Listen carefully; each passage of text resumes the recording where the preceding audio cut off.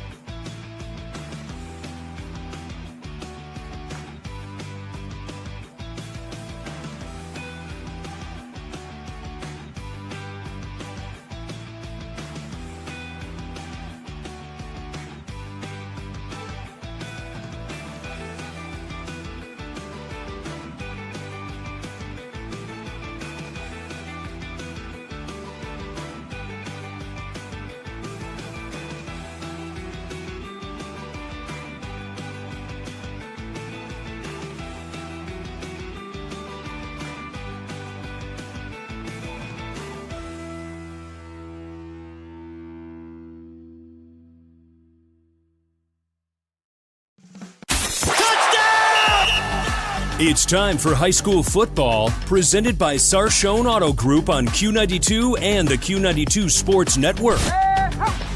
The best Stark County football is heard right here all season long.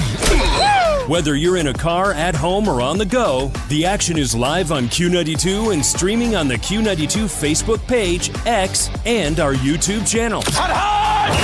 Now, let's take you live to the stadium and our broadcast team for tonight's kickoff on Q92 and the Q92 Sports Network. Here they go! Touchdown!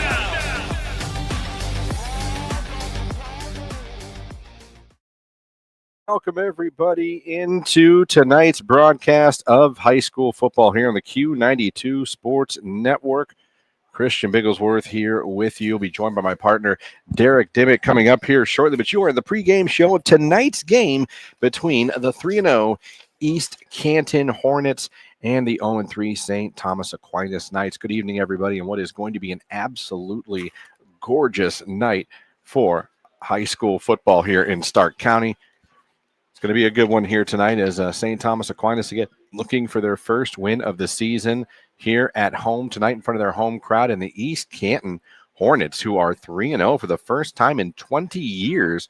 Coach Spider Miller has their team rolling at 3-0, and they're looking to get to 4-0 tonight here on the road as it's high school football brought to you all season long by the Sarshone Auto Group here on the Q92 Sports Network, where you can be listening to this game from Q92radiosports.com or, of course, on the Q92 YouTube channel, Q92 Radio on YouTube. Go over there, click that, like, and subscribe to the YouTube channel so you'll always be able to keep up with when we go live for any sporting events, whether it be high school, basketball, baseball, anything Q92, even with the Q92 morning show or anything we're doing. You'll always be able to get alerts when Q92 goes live. And, of course, we are part of a Score 7 here tonight. As always, the Q92 Sports Network bringing you 7 high school football games every Friday night to choose from. They're all accessible on YouTube. They're all accessible at Q92radiosports.com. And, of course, the new addition this year, the live scoreboards that'll be on your screen as you listen to the game, whether you're listening to us, like I said, on our YouTube channel. If the game happens to be on Q92 Sports Facebook, AM 1310's Facebook or X, or Q92's Facebook or X, you'll always be able to see the live score and the quarter on the screen as you are listening. So looking forward to tonight's game. It's going to be a fun one here in the pregame show. We're going to do it like we do every week. We're going to take a look around the Q92 Sports Network. We've got previews from all 6 other games that we're broadcasting live tonight here at 7 o'clock. So you'll hear from all of those games that you can listen to. We're also headed to the Coaches Corner, where you'll get to hear from both coaches of tonight's game. And, of course, Derek Dimmitt will be up here with me in the booth, and we'll get things started here in about 25 minutes. We'll be kicking things off here. Both teams are on the field going through pregame warm-ups, St. Thomas and East Canton. So that's the game you got here tonight. We are so glad you are with us. Thank you for having us on tonight. And, again, we're going to take our first time out, and when we come back, we're going to get right into those game previews and let you hear from the other 6 games that you can listen to tonight on the Q92 Sports Network. This is high school football brought to you by the Sarshone Auto Group all season long right here on the Q92 Sports Network. Northeast Ohio knows football, and Sarshone Auto Group knows Northeast Ohio. As an official partner of the Cleveland Browns, Sarshone Auto Group serves our community with the best selection and the best service. From Ford, Chevy, Chrysler, Dodge, Jeep, Ram, and more. From the toughest trucks to the SUVs that fit your family. Sarshone Auto Group, an official partner of the Cleveland Browns, and the place where Northeast Ohio comes to drive. Visit Sarshone.com. Serving the East Canton and surrounding communities for over 30 years, the Foltz Community Center is happy to serve as a community partner to the East Canton schools and provide spaces for many organizations to come together. In East Canton on Wood Street North, call 330-488-6500 and ask the Foltz Community Center for a tour of their rooms to accommodate your event today. Celebrate life's moments with the Foltz Community Center. That number again is 330-488-6500. Football fans, Mondays just got better. Join Q92 Sports Live every Monday at 11 a.m. for the Pro Football Hall of Fame Luncheon. Watch on our Facebook, X, and YouTube channels as legends from the high school, college, and pro football world take the mic with inspiring speeches and incredible stories. Don't miss a moment. Like, follow, and subscribe to Q92 Sports on social media and catch every Pro Football Hall of Fame Luncheon live every Monday at 11 on the Q92 Sports Network. It's time for Purple Raider football. Catch every snap, every score, and every big moment all season long on AM 1310 WDPN. This year, it's even easier to follow the 13-time national champion Mount Union Purple Raiders. Listen live on AM 1310, the WDPN Facebook and X pages, and streaming on the Q92 YouTube channel. Sam Berkwin and Ryan Bevere are back in the booth, bringing you all the action. Don't miss a minute of Mount Union football on AM 1310 WDPN.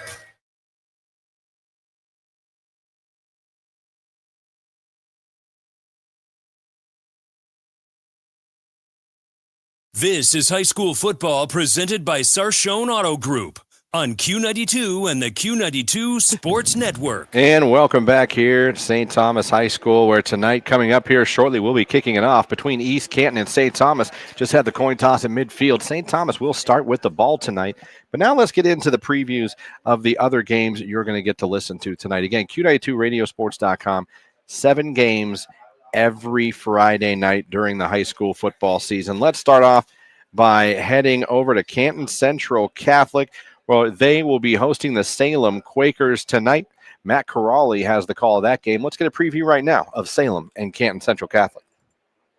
We're almost halfway home through the Ohio high school football regular season, and at Canton Central Catholic, they are looking for a win. The Crusaders come into week 4 0-3 after dropping last week's matchup at home against Orville by the final score of 28-7. A point of emphasis for Jim Lindesmith's crew tonight is to protect the football. 2 of the Red Riders' scores came off turnovers, a scoop and score, and a pick 6. They'll welcome in the Salem Quakers, who are coming off their first win of the year by a 56-20 final at East Liverpool. Senior Quaker quarterback Cletus Monroy will be a player to watch in this one, as he can beat you both with his arm and his legs, as he'll look to leave the Crusader defense guessing tonight and get their season back on track after an 0-2 start by getting to the 500 mark with a win. It's Salem and Central Catholic in the Hall of Fame City, where you can join Robert Coleman and I for the matchup at 7 o'clock. From Lowell Kleinfelter Stadium in Canton, Matt Corrali, the Q92 Sports Network. Thank you, Matt, for that preview of Salem and Canton Central Catholic. Next, we're going to head on over to Malvern. For the first time this year, we are covering the Malvern Hornets. Big fans of that community and that football program down there. Going to be a fun one tonight. Mike Dixon will be on the call of that game. Let's get a preview right now of Mogador and Malvern. It's week 4 of the Ohio high school football season. I'm Mike Dixon alongside with Ryan Rowland live from Malvern Hornet Stadium, where the 2-1 Mogador Wildcats come to town to take on the 2-1 Malvern Hornets.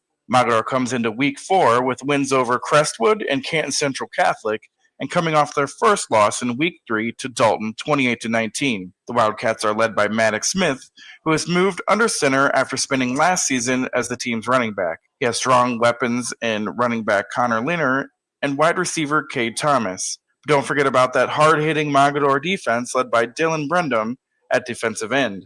Malvern comes into week 4 2-1 with wins over Valley Christian and Harrison Central, and losing to Martins Ferry. The Hornets are led by junior quarterback Jackson Jones, who has a 56% completion average and a quarterback rating of 49.3 with 365 yards. Roy Simmons is his leading target with 213 receiving yards and 2 touchdowns. Aaron Gore leads the backfield with 238 yards on 38 carries and 4 touchdowns. But don't count out the dominant Hornets defense that swarms the ball, with Owen Balls, 21 tackles, and Brody Powers also has 20 tackles leading the defense. Week 4 is set to kick off. Mogador, Malvern, 7 p.m. kickoff on Q92 Sports Network, presented by Sarshone Auto Group. Thank you, Mike, for that preview of the game between Mogador and Canton Central Catholic. Next up, we are going to head over to Marlington, where the 2-1 Dukes are off to a good start this season with Coach Cardinal, but they are hosting an undefeated and a really good Louisville Leopards team tonight. That's going to be on our sister station, AM 1310 WDPN. Sam Berkwin has the call of that game. Let's get a preview of Louisville and Marlington.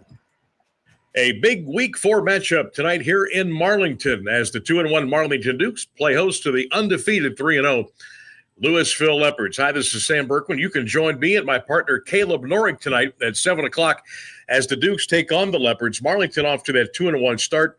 Wins against Warrensville Heights 19-8 and Warren Howland 38-20. Only blemish on the record came last weekend against Northwest, where the Indians beat the Dukes by the score of 35-0. Speaking of the Louisville Leopards, undefeated 3-0 for the first time since 2013. Last time these two teams got together, it was all Louisville. Leopards rolled in that one by the score of 38-13. Looking at the Marlington Dukes, Cam Evanich, what a year he is having at the wide receiver spot. 4 touchdowns, 326 receiving yards. He also has 106 yards on the ground. Meanwhile, for the Louisville Leopards, how about their defense? They have only given up 16 points all season long. So something kind of has to give tonight in Marlington. It's the Dukes. It's the Leopards. Join myself, Sam Berkwin, and Caleb Norick for all the play-by-play tonight. The kickoff is all set for 7 p.m. Sam Berkwin for AM 1310 WDPN and the Q92 Sports Network. Thank you, Sam, for that preview. That should be a good one over there in Marlington between the Leopards and the Dukes, former EBC rivals. All right, we've got 3 more game previews to give to you. We're going to do that right after this timeout as we are smack in the middle of the pregame show for tonight's game here that you're listening to. East Canton on the road taking on St. Thomas Aquinas. You're listening to high school football, brought to you by the Sarshone Auto Group right here on the Q92 Sports Network. Looking for a new opportunity? Mideast Trucking, family owned and operated since 1973, is hiring. We're proud to serve the oil field, hauling rigs, and heavy equipment across the region. We're now hiring general laborers, equipment operators, and CDL Class A drivers. Stop by and apply in person at 831 West Nassau Street in East Canton or message us on Facebook today. Join the Mideast Trucking family where hard work drives success. That's Mideast Trucking in East Canton. Looking for honest, reliable auto repair? Stuffed Automotive Systems in East Canton has you covered. This small family and locally owned shop specializes in diagnostics, air conditioning, brakes, and complete auto repair. Done right the first time. Check out their fresh new paint and graphics at 4100 Georgetown Street Northeast and see why locals trust them with their ride. Call 330-418-6394 or check out Stuffed Automotive Systems on Facebook.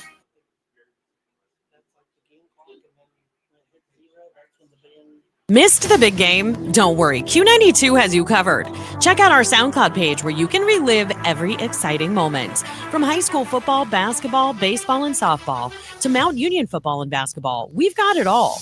That's every broadcast from this season and even classics going all the way back to 2016. Follow Q92 Radio on SoundCloud and never miss a play, a call, or the thrill of the game. Q92 Radio on SoundCloud, your home for every game, every season.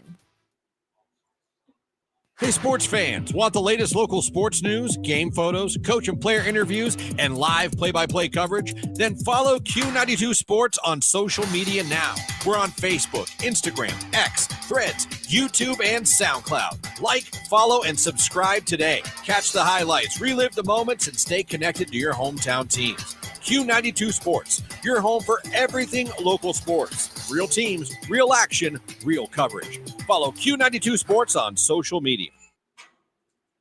This is head coach Kevin Henderson from St. Thomas Aquinas High School. You're listening to High School Football on Q92 Sports Network.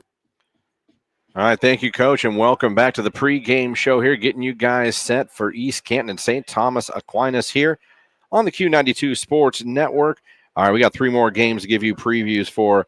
Next up, we're going to head over to Green, where for the first time, the Q92 Sports Network is covering the Green Bulldogs this season, as they are hosting a hot 3-0 Hoover team in an early season Federal League matchup. Let's get you a preview of that game from Jay Wilhelm. Good evening, everyone. We have arrived at week 4 of the 2025 Ohio high school football season on the Q92 Sports Network, brought to you by the Sarshone Auto Group. I'm Jay Wilhelm, and I'm here live in green as the Bulldogs play host to the North Canton Hoover Vikings in this Federal League showdown. The Vikings come in at 3-0 after 3 dominating wins. They've defeated Akron Buchtel 30-0 in Week 1, Medina 42-17 in Week 2, and Akron North 64-0 last week. This is North Canton's first road game of the season, and they'll look to continue their winning ways. Green enters tonight sitting at 1-2. The Bulldogs lost the first 2 games of the season to Indian Valley and Riverside, then last week got their first win against Talmadge 42-7. They come back home after a 2-game road trip and look to get back to 500. Join myself and my broadcast partner, Mike Voorhees, with kickoffs scheduled for 7. Live from Green, I'm Jay Wilhelm with the Q92 Sports Network. Thank you, Jay. Next, we're going to head on over to Canton McKinley, Tom Benson Hall of Fame Stadium, where the Bulldogs, 2-1 on the season, will be hosting the 1-2 Glen Oak Eagles tonight over, like I said, at Tom Benson. Our own Ryan Keller and Coach Antonio Hall have the call of that game. Let's get a preview of Glen Oak and McKinley. It's week 4 of high school football on the Q92 Sports Network, and it's time for the Federal League opener, and we will kick things off with the backyard brawl. 1-2 Canton Glen Oak versus 2-1 Canton McKinley. We are coming to you live from Tom Benson Hall of Fame Stadium, where these two teams with fresh momentum will clash under the lights. Coach Garcia and the Golden Eagles are fresh off their first victory of the season, a dominating 50-6 win over East Tech last weekend, fueled by a punishing ground game. Look for senior Javlion McClendon, who torched their defense for 141 rushing yards last week, and sophomore DeMarlo Rozier to make big plays. On defense, senior linebacker Matt Riskus is a tone setter looking to pressure McKinley's offense. Head coach Renzi Parnell and the McKinley Bulldogs also bounced back with a big win, taking down Cleveland Heights 34-12. Keep your eyes on talented sophomore running back Kylan West, who ran for 135 yards and a touchdown last week. Quarterback Trenton Hayden will be looking for senior DJ Britt, who had 5 catches for 116 yards last week, and junior Darius Hill, who is returning from injury. Both teams are riding high, but it was McKinley who won last season in a 35-6 rout over Glen Oak. The Pups lead the all-time series 39-13. Join me, Ryan Keller, and my broadcast partner, Antonio Hall, for the call tonight from Tom Benson Hall of Fame Stadium. Kickoff set for 7 o'clock on Q92 Radiosports.com and the Q92 YouTube channel. From Tom Benson Hall of Fame Stadium, Ryan Keller, Q92 Sports. Thank you, Keller, for that preview of Glen Oak and McKinley. And finally, our Sarshone Auto Group Game of the Week is a battle of the undefeateds as 3-0 Perry is taking on 3-0 Lake. You can hear that game on Q92, also on the Q92 Facebook, YouTube, and X page. You can listen to that game live. Clint Scroggs has the call of that game. Let's get you a preview right now of our game between Perry and Lake. The only matchup of undefeated teams in Stark County this week is in Uniontown, where the Lake Blue Streaks host the Perry Panthers. Perry reached 3-0 last week with a 25-14 win at Warren Harding. Connor Shepard ran 29 times for a county tops 203 yards and 2 touchdowns. Jonathan Lemon had 82 yards as Perry outgained the Raiders 420-186. Quarterback Cameron Treharn threw for 122 yards and a touchdown. Jaden Wilson had 4 catches for 91 yards, including a 37-yard TD on the last play of the first half. Treharn has thrown for 436 yards and 4 scores, while Shepard has 338 yards on the ground. Lemon is next with 326. Shepard led his team in tackles from the linebacker spot last week. The Panthers have outrushed their opponents in the first 3 weeks, 734-146. Jaden Wilson has 2 interceptions, including 1 returned for a score. Lake went to 3-0 with a 34-28 win over Rocky River. The Blue Streaks led 27-7 at halftime, but held on at the end for the victory. Quarterback Alex Quire was 12 of 20 for 148 yards and a score. He also ran for 51 yards and 2 touchdowns on 9 carries. He and Davis Matson will have to pick up the slack for Coach Dan DeGeorge's son, Ty, who suffered a broken ankle 5 plays into the game. DeGeorge was a force on both sides this season, scoring 9 touchdowns and throwing for 1 in the first 2 weeks. He was also Lake's best defensive back. Matson returned from a preseason appendectomy to run for 173 yards and 2 scores on 26 carries. Quire has thrown for 525 yards and 4 TDs. Lake had won 3 straight in the series before Perry prevailed 17-7 last season. Panthers lead the series 23-14. It's Perry at Lake with kickoff at 7 for Q92 Sports. I'm Clint Scroggs. Thank you, Clint, for that preview of our game of the week between Hoover and, between Perry and Lake. So there you go. That's a look at all the games on the Q92 Sports Network that you can hear tonight. 7 games every Friday night at one place, Q92radiosports.com. And, of course, all these games live on the Q92 YouTube channel. We are going to take another break. When we come back, we're going to head to the Coach's Corner. Derek had a chance to speak with both coaches before the kickoff of tonight's game. We'll let you hear both those interviews when we come back. This is the pregame show coming up. It is East Canton and St. Thomas Aquinas here on the Q92 Sports Network. Northeast Ohio knows football, and Sarshone Auto Group knows Northeast Ohio. As an official partner of the Cleveland Browns, Sarshone Auto Group serves our community with the best selection and the best service. From Ford, Chevy, Chrysler, Dodge, Jeep, Ram, and more. From the toughest trucks to the SUVs that fit your family. Sarshone Auto Group, an official partner of the Cleveland Browns, and the place where Northeast Ohio comes to drive. Visit sarshone.com. RG Drag, Stark County's premier career center, offers programs that prepares its students at the high school level for careers and continued education beyond high school. Upon completion, RG Drag students have an immediate opportunity to obtain a well-paying job in many exciting career fields. We offer everything from culinary, dental assisting, engineering, sports turf and landscape, welding, and so much more. Contact RG Drag to find a program and career that's the perfect fit for you. RG Drag, where careers begin.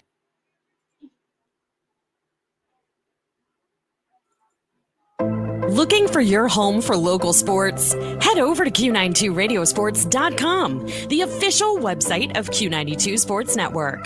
Catch every live broadcast of high school games and Mount Union sports. Stay up to date with the latest local sports stories. Check scores from around the area and never miss a game with our full broadcast schedule. It's everything sports all in one place. Q92radiosports.com, your local sports connection. When it comes to sports, Sam Berkwin brings the heat. Catch the Sam Berkwin Show weekdays from 3 to 6 p.m. on AM 1310 WDPN and streaming live on the WDPN Facebook and X pages, plus the Q92 YouTube channel. From the Browns to the Buckeyes, the Guardians, Cavs, and your local high school teams, if it's making headlines in the sports world, Sam is talking about it. It's the local sports talk you want. The Sam Berkwin Show, weekday afternoons on AM 1310 WDPN. This is head coach Spider Miller from East Canton High School, home of the Hornets. You're listening to high school football on the Q92 Sports Network. Thank you, Coach Miller. And yes, we are getting closer and closer to kickoff of tonight's game between East Canton and St. Thomas Aquinas. All right, time to head over to the Coach's Corner. Derek had a chance to speak with both head coaches before tonight's game. We're going to give you those conversations right now. First, he had a chance to speak with Coach Spider Miller, who, again, has got his team off to a 3-0 start for the first time in 20 years. They are rolling right now. Here's Derek's conversation with Coach Spider Miller. Coach Miller, coming into tonight, starting the season 3-0, but how important is it, for you guys to take it still 1 week at a time and not overlook any opponent? We never overlook any opponent because on any given night, you never know what's going to happen. So we practice hard this week and practice against St. Thomas, and that's the opponent where we do the best we can. And then can you talk about just Owen's growth this year at quarterback and kind of leading the team? Yeah, he's done a great job. He's kept his poise in the pocket or when we sprint him out. Obviously, he has the option to run, which he did a lot last week, and he also connected on a lot of passes. He's become a great leader for our football team, and like I said, he's keeping poise and he's disciplined.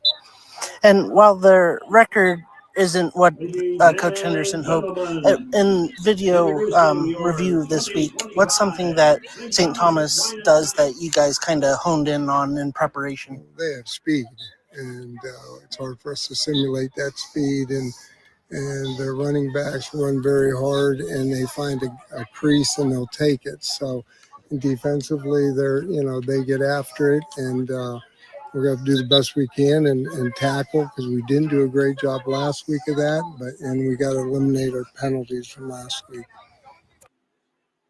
All right, that was Derek's talk with Coach Miller.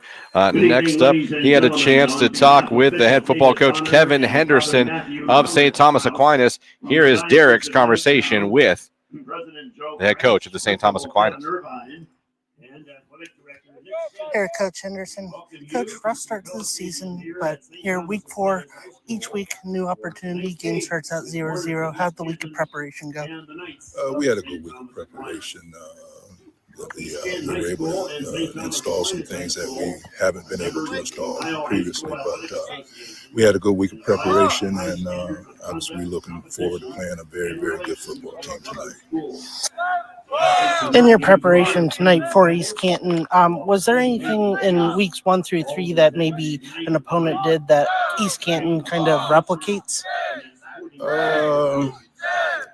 I think the difference between the teams that we've seen previously and East Canton is they have the ability on both sides of the football to control the line of scrimmage.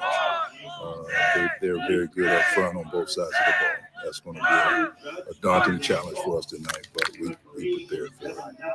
And then, can you just talk about your upperclassmen and, coming in each week, getting prepared for the games when the results maybe haven't been what you want to see? Well, we preach unity and family, and they bought into that. They encourage each other. They respect each other, and that's what we're feeding off of that right now. They're starting to buy in. All right, that was our coach's corner. Now it's time to give it over to the public address announcer for the team prayer and the national anthem.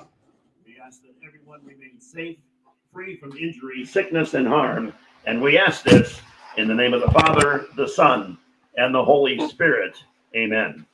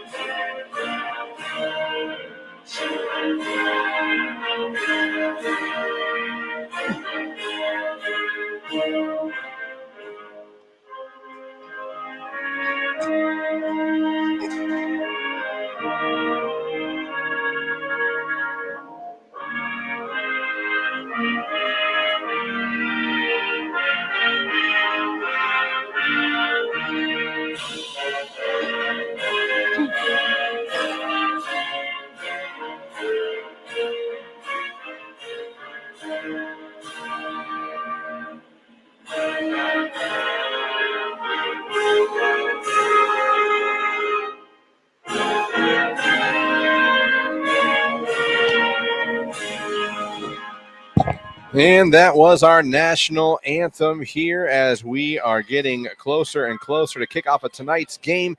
As I welcome in my play-by-play partner, Derek Dimmitt, as we get ready for the kickoff of this game. Derek, East Canton coming into tonight's game. Like I said, first time 3-0 in 20 years rolling. Owen McCroskey doing a tremendous job leading this team. They've really had a great start, and I know it's only week 4, but they're thinking playoffs. Yeah, and there's a great way to start if you're hoping for the playoffs is 3-0. Coach Miller's got the Hornets playing the best ball that they've had, like you said, in 20 years, best start. Really excited to see him tonight, and I think Coach Henderson's got his team, the records go out the window once that ball gets teed up here in a few minutes. Yeah, and Coach Henderson's been working hard with this program in his second year as head coach. Obviously, numbers are still a challenge for St. Thomas Aquinas. There's not even 30 players on the team this year, but they show up. I was watching them during pregame show. I got to tell you, Jameer Jenkins, their hype man, is a junior, number 15. He was fun to watch. He gets that team hyped up, warming up. He runs out with the flag for this team. So we'll see. I mean, one thing St. Thomas does have is some speed on this time and on the perimeter. We're going to see how that goes. But obviously, when you're looking at less than 30 players, depth is an issue. Mm-hmm. Health becomes even more vital. Right. And we'll see how that goes tonight here as St. Thomas Aquinas is looking, again, for their first win of the season. And as they're going to be taking on the East Canton Hornets, who are 3-0. East Canton is going to be wearing their all-white uniforms, white jerseys, white pants with the blue numbers and the blue helmets. The St. Thomas Aquinas Knights in their gold helmets, gold pants, and their black jerseys with their gold numbers. They are going to receive the ball first. So it's going to be St. Thomas with the ball first. Ladies and gentlemen, the Knights have won the toss and have elected to receive to start the game. I will tell you this. We are directly by the speaker in case you guys haven't figured that out. So that you're going to hear that. But the Knights back to return. They'll be going from right to left.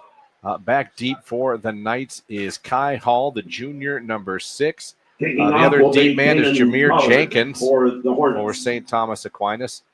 And the kind of up man there is Tremel Childs, the junior. So about to get underway here. So glad you are with us. Thank you for having us on. East Canton and St. Thomas Aquinas. And we are underway as we kick it off. It's going to be returned by number 15, Jenkins. Here he comes up over the 10. 15 cuts back to the 20. They're going to give him around the 21-yard line. And that is where the St. Thomas Knights will come out here and start things off tonight. And we'll see what their offense has in store. Now, their offense statistically hasn't been that strong, Derek, so far to start the season. Yeah, it's been a struggle for Coach Henderson and the Knights offense here, but starting quarterback Anthony Powell stands 6'3", 170, so he has the frame of a good quarterback, able to see over the line. We'll see how he comes out here and looks tonight. All right, again, I do apologize for the public address speaker. It is literally to my right and pointed at us. Anthony Powell in shotgun here on 1st and 10. They've got 4 wides. He looks over the defense. Low snap. Takes it, hands off to his running back, but no chance there off the low snap as they hand it off to Karan Wynn, who is the leading rusher on this football team, but barely gets back to the line of scrimmage. And that play was kind of blown up by the poor snap. Yeah, just mentioned Anthony Powell's height, 6'3". He needed to be about 5'3" to haul that shotgun snap in. Now, old school here for St. Tom. The quarterback leaves the huddle, comes to the sideline. Yeah. Gets the play. And they huddle. That's a thing that's going away, it seems, in high school sports, high school football. A lot of no huddle offense. All right, here we go. 2nd down and 11 now. Back to pass. Throws it out in the flat. He's got it complete to his receiver, who breaks the tackle up over the 25, still on his feet. Oh, he fumbles the ball. Ball came out at the end. Let's see if they say it was down. No, they're going to say that was a turnover. So a fumble by Jameer Jenkins, fighting to get the extra yards, trying to make the bigger play, Derek. And unfortunately, he turns it over. East Canton has the ball deep in East Canton and St. Thomas territory. Yeah, rough start there for the Knights. Jenkins, trying to fight for those extra yards. They're hard to come by, trying to spark the offense. And the Hornets able to punch the ball out. They'll take over, like you said, deep in Aquinas territory. Back down our crowd, Mike, and see if that can help with the. So 1st and 10, ball on the St. Thomas 26-yard line. Here's Owen McCroskey in this offense. A low snap for East Canton. McCroskey, though, rolls out with it, is going to keep it himself, take it down inside the 25. They'll get him down to the 24-yard line. So good job by McCroskey to make something out of nothing there. The ball carrier. Yeah, another low step to start for the Hornets here, but McCroskey able to gather and get some positive yardage on there. A gain of 3 brings up 2nd down and 7, just inside the 25-yard line. McCroskey, the ball carrier, picks up 3 yards. It'll be 2nd down and 7 on the St. Thomas 2nd down and 7 on the 24-yard line of St. Thomas. Just underway. St. Thomas fumbled on their first drive, and now East Canton has it. They're almost in the R.G. Drake red zone here as they're getting closer to it. McCroskey, now we're going to have a penalty. We'll see what the call is. It's going to be a false start on East Canton, so back them up. False start on the Hornets. Yeah, had that jet sweep look, bring the receiver, Keenan Pollard, in motion there and moved a little early, so they'll go behind the sticks here. 29-yard line, where it'll be 2nd down and 12 from the Knights' 29.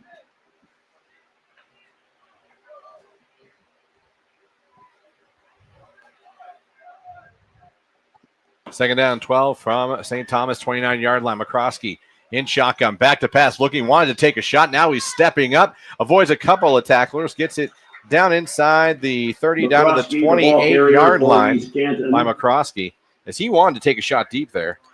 Yeah, had a receiver on the far side, but good defense by the Knights brings up 3rd down and 11. 3rd down 11 for East Canton, trying to take advantage of this initial turnover by St. Thomas here. Nothing in the first quarter.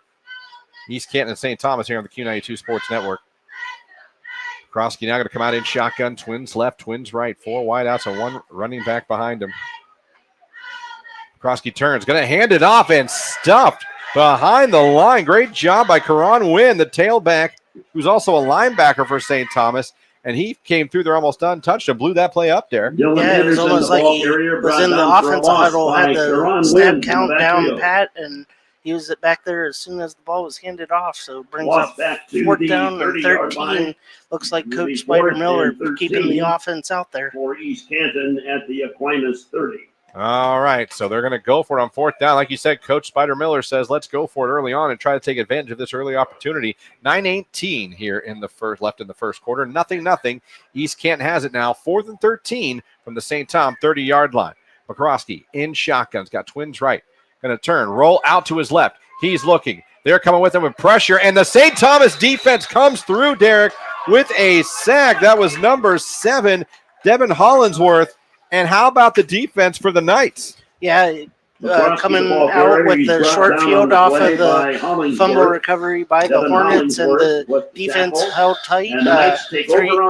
4 and out after the missed conversion attempt there, but 1st and 10 for the Knights at their own 35. Let's see how they come out following that fumble. All right, so St. Tom's defense steps up early on. Now they're back at it at offense. 1st and 10 from their own 35-yard line. Nothing.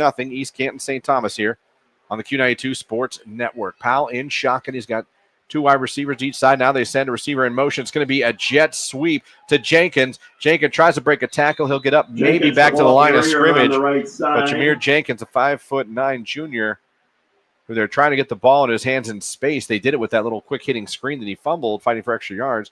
Tried to get him the ball on the perimeter with a jet sweep, but that time he loses a yard there. But you can see that Jameer Jenkins is someone that the Crusaders want to get the ball into his hands a lot. Yeah, any way you can get the ball into your playmaker's hands, you got to do it. Coach Henderson trying to bring out the jet sweep, but on that attempt, it resulted in negative yardage. 8:25 clock running, 2nd and 11 for St. Thomas. Powell going to call his own number. This is going to go for a big loss, though, as he is hit back all the way to the 25, maybe the 26-yard line, as a design quarterback run to the left that time, but all types of penetration by East Canton. That's going to drop them way back and set up a 3rd down and very long for the Knights here with 8 minutes and clock running left to go in the first quarter. It's 3rd down and 19 now for the Knights. And 19 for the Knights. Both defenses so far definitely swarming the offense, so they'll 3rd down and long here. So 3rd down and 19 from their own 26-yard line. Powell in shotgun. Back to pass. Pressure coming. He throws it. It's going to be almost intercepted. Is a little miscommunication as where he put the ball, looking for Jameer Jenkins again on a slant, but he threw it more towards the outside. That's going to be 4th and 19. We're probably going to get the punt team out here from St. Thomas Aquinas. So 2 possessions so far for St. Thomas, a fumble and then a quick 3 and out. On to punt now will be Caden Bauman, the junior for St. Thomas. Look at this football team. And you look at this roster now. Again, under 30 players, only 2 seniors on this team. Yeah, you don't hear that a lot. But the good thing of that is a lot of these juniors and sophomores are all getting serious playing time this year. That can only help them in the next season. All right, on to punt. Caden Bauman. He'll be punting from around his 16-yard line. Back for East Canton. Aiden Stevens is sitting back there. I think we got an illegal substitution on St. Thomas, so we're going to back them up a little bit more. Penalty on St. Thomas. Back him up. Delay of game. Delay of game. So that makes it now 4th and 24. They'll be punting from their 10-yard line. The Knights' 21-yard line. Here comes Bauman looking things over. Now the receivers for East Canton, the punt returners, as a high snap goes over the punter's head into the end zone, and it's going to be picked up. That might have been be a touchdown. What are they going to say? Did they go out of bounds? The officials are conferring in the end zone to see what happened. East Canton ended up with it, but I don't know. They're going to call it a safety. So it's going to be a safety. It goes out of bounds in the end zone. The snap went over the head of the punter. So 2 points. And East Canton takes a 2-0 lead. East Canton, and they'll be up 2-0 here. Yeah, the snap over Caden Bauman's head. He retreated back into the end zone, tried to dive on it. The ball did squirt out, but the official blew the play dead before East Canton was able to recover the fumble. So results in the safety. It'll be East Canton's ball after the punt. So a free kick now going to have to come up for St. Thomas, who unfortunately have a turnover, a fumble on offense in their first drive, and the second drive a turnover on special teams that leads to a safety. That could have been a touchdown, but I did think I think it was the right call. The ball went out of bounds before East Canton really had control of it. So, all right. Following the safety for the Hornets. So now St. Thomas will kick it off here. Bridget Robertson, who is the kicker, she will be kicking off for St. Thomas here. But she'll be doing it from her 20-yard line. Back deep for East Canton will be number 11, James Stubblefield, will be back there, as well as 12, Braylon Torrance. They are the two men back there to return, and like I said, they'll be standing around their 35-yard line. As here comes the free kick from St. Thomas after that safety. The approach, the kick is going to be fielded around the 45-yard line, up over the 50, 45, 40, all the way down to around the 35-yard line. By Colby Schrader. Colby Schrader ended up returning that. Number 10, one of the up men, and East Canton will come out for the second time today with and for the second time starting in St. Thomas territory. Yeah, another opportunity for the Hornets offense here. The defense and special teams able to get them on the board with the 2 points off the safety. Let's see on the second drive if Owen McCroskey and the Hornet offense is able to get a first down or more here. All right, McCroskey here, ready to go. 1st and 10. In shotgun, turns. Going to hand it off to his running back. Takes it down inside the 30, inside the 25, down towards the 22-yard line. Anderson, the ball carrier for and that is Dylan Anderson, the running back for East Canton, the senior, getting the carry on that play. It's a nice little crowd from East Canton. They pretty much filled up the visiting side of the bleachers over there. A lot of blue and yellow here. So here we go. 1st and 10, ball on the 24-yard line for East Canton. McCroskey in shotgun, twins to his right, turns. Going to hand it off to Anderson again. Anderson bowls forward, takes it down inside the 20, down to around the 17 or 16-yard line. For East Canton. Yeah, Anderson, the leading rusher for the Hornets, entered tonight 33 carries, 234 yards, a long of 19, and 4 rushing touchdowns on the and brings the ball down to the St. Thomas 17-yard line. Second down and 2 at the 17. So 2nd down and 2 from the 17-yard line. And here we go. Krosky in shotgun again. They are now in the R.G. Drake red zone. Krosky back to pass, looking to take a shot towards the end zone. Has a receiver. It is caught around the 10-yard line. That is going to be caught by Aiden Stevens. Nice throw, nice catch around the 10-yard line. 5:52 left to go in the first quarter. So that'll make it first down and 10. Now they can ball on the 10-yard line. So that's 1st and goal, correct? Correct, yeah. There we go. I was wondering why the sticks. Like, why did they drop the sticks? There we go. 1st and goal in the R.G. Drake red zone for East Canton. They're going to come out, trips to the left, receiver to the right. Owen McCroskey in shotgun as Anderson behind him. He's going to roll out to his left, looking to throw it. Still looking. McCroskey eludes one tackle. Now he slides down. Good job by the defense there from St. Thomas. Nothing doing in the end zone as far as a receiver open. A way to come up and stop McCroskey from getting the corner and getting in the end zone there. Yeah, McCroskey definitely a dual threat quarterback in the Knights defense thus far, stopping him multiple times behind the line of scrimmage. Good defense there, but smart on McCroskey to get down there and not risk getting a strip Second sack down and there 12 at or the St. even Thomas an 12-yard entry. line. So loss of 2 actually for East Canton. It'll be second down and goal from the 12-yard line. McCroskey now in shotgun again. Anderson behind him, trips to the right. McCroskey is a quick hitting wide receiver screen to Stevens. Stevens inside the 10, takes it to the corner and takes it to the end zone. Touchdown East Canton. They score. McCroskey another touchdown pass. There's a flag on the play though. Flags here. So hold on. To Stevens complete Oh, for the we're going to touchdown, take that but there's touchdown a off the board with a penalty holding flag on the call. play. So, and you're right, a couple refs saw that. I didn't, but they sure did. So take the 6 off the board. Call is holding on East Canton. And back up the Hornets. Yeah, on that wide receiver screen, they had trips out here to the right. The 2 other receivers did good job blocking, but a little too good blocking there. Yes, yeah. I would say so. So that'll back the Hornets offense back out to the Touchdown is 18-yard line. nullified and brings the ball back. Again, the St. Thomas defense already has a 4th down 18-yard stop line to be second down 18 in from this the game. They're St. going to try to do it Thomas again 18. here. Second down and goal now from the 18 for East Canton. Twins right, receiver to the left. McCroskey in shotgun. He's going to turn this time, hand it off to Anderson. There's a hole there. Anderson digs it down inside the 10, inside the 5. He falls down to around the 3 or 2 yard line. Good, strong run there Dylan Anderson. by Dylan Anderson. Yeah. That's going to bring up third down and goal, and it's going to be from either the 2 or 3 yard line. We'll see where they actually mark it.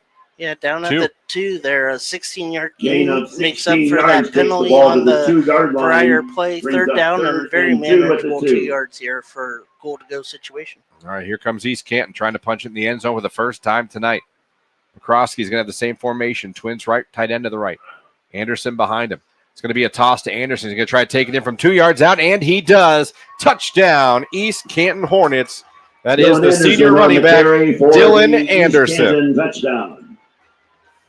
Yeah, Anderson's 5th touchdown, rushing touchdown, that is, on the season thus far. Very, very much more what you expect from the East Canton Hornet offense there on that possession.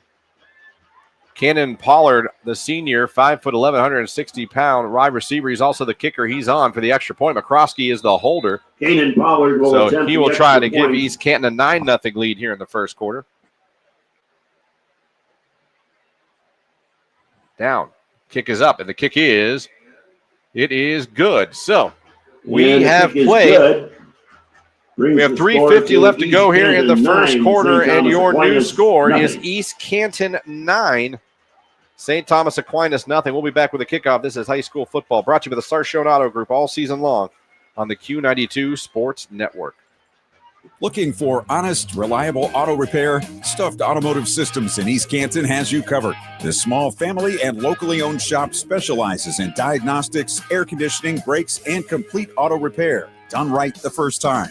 Check out their fresh new paint and graphics at 4100 Georgetown Street Northeast and see why locals trust them with their ride. Call 330-418-6394 or check out Stuffed Automotive Systems on Facebook.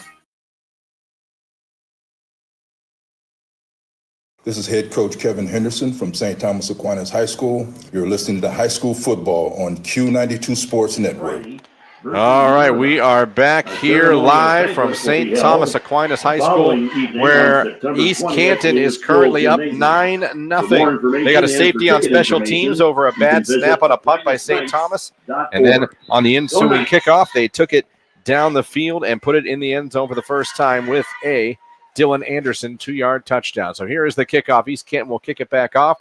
St. Thomas will receive it around the 8-yard line. Here we go with the return. 15, 20, trying to get the corner. He does. 25, 30, 35, 40, 50 into East Canton territory. A big return by that junior, Jameer Jenkins. He is the spark plug of this team, and that was a good return, and they needed it there. Yeah, unfortunately, there's a flag back here. Way back. Looks like a holding on the return. So this one, So, unfortunately, coming back. Now a big play for each team has been brought back due to holding. And that's a shame. That was a big return. And you can see why St. Thomas wants to get Jameer Jenkins the football as much as they can to get the ball in his hands. He makes stuff happen. Yeah, you mentioned earlier how even during warm-ups, you know, he's the hype guy. Hype guy runs out with the team flag as they enter the field. and there showed his athletic prowess, able to bust off a big return. Unfortunately, the holding will bring it back Bring to it all the way back. St. Yeah. Thomas 17-yard line. So the 17-yard line is where they will start. Back to the St. Thomas 17. It'll be first down and 10. So here come the Knights. There's 3:40 left to go in the first quarter. It's 9-0. East Canton on top of St. Thomas Aquinas High School football, brought to you by the Sarshone Auto Group all season long here on the Q92 Sports Network. All right, shotgun formation, Twins to the right, receiver to the left, a late receiver coming on for St. Thomas on 1st and 10. They're going to turn, hand it off to their running back. That is Karan Wynn, who had nowhere to go. There was penetration by East Canton immediately there, Derek, and nowhere for the running back to go. Yeah, loss of 3 on the play. I'm not sure if that late substitution maybe threw a couple of things off, but the East Canton defense continues to score. So a loss of 2, second down and 12, ball on their own 15-yard line now for St. Thomas. Again, I apologize. The speaker for the PA announcer is, when I tell you I can touch it, I can touch it, and it's pointing at us.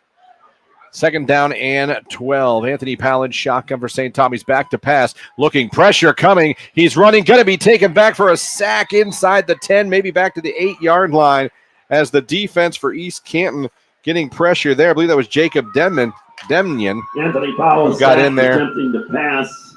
And that's going to bring up another 3rd and very long for the St. Thomas Aquinas Knights. Yeah, the Hornets defense, they've spent a lot of time in the Aquinas backfield, unfortunately for the Knights, but third down 22 from their own 5, so very, very deep in their territory. Again, yes. All right, here we go. 3rd and 22, ball on their own 5-yard line, 2:23 left to go in the first quarter. St. Thomas down 9-0 to East Canton. Pal in shotgun, looks over, takes the snap. Pressure coming again, got to throw it quickly, has it complete to a receiver up near the 10-yard line. Going to be nowhere near enough for a first down. That is number 13, who I don't have on the roster. Oh, wait, there he is. That is Gianni Ashcraft. Or at least it says that here. And of course, the announcer won't say his name. Pass is complete, but brings up 4th down. Oh, 17. Didn't say his name. Yeah, it does look like. I have 13 as Gianni Ashcraft. Yep, 5'9", number 13, 5'9", sophomore. Yep. Found him on the roster. The roster is numerical until the very end, if you notice. Then it stops being numerical. I've never seen that. A few late additions. Yeah, so that'll bring up 4th and 17. Another high snap. Here comes the punt by St. Thomas. It's going to be a very short punt. It's going to kind of take a St. Thomas bounce up over the 40-yard line. All things considered, not bad from the end zone. But now East Canton's going to take over with 1:19 left to go in the first quarter, again in St. Thomas territory. All their drives have been in St. Thomas territory. Yeah, actually, this is their worst starting position at the Aquinas 40-yard line. So that tells you, if you're just tuning in, how the night's gone for the Knights versus the Hornets. Rough start for Coach Henderson's Knights. Here come the East Canton Hornets now. 1st and 10. Ball in the St. Thomas 40-yard line. 1:19 left to go in the first quarter. It's 9-0 East Canton. McCroskey takes the snap. Back to pass. Has a pocket. Throws it out. It's caught by his receiver inside the 30-yard line down to the 29. That is caught by James Stubblefield, the senior, who makes that catch. That should be enough to move the chains, and it will be a first down for East Canton as 1:12 clock running here in the first quarter.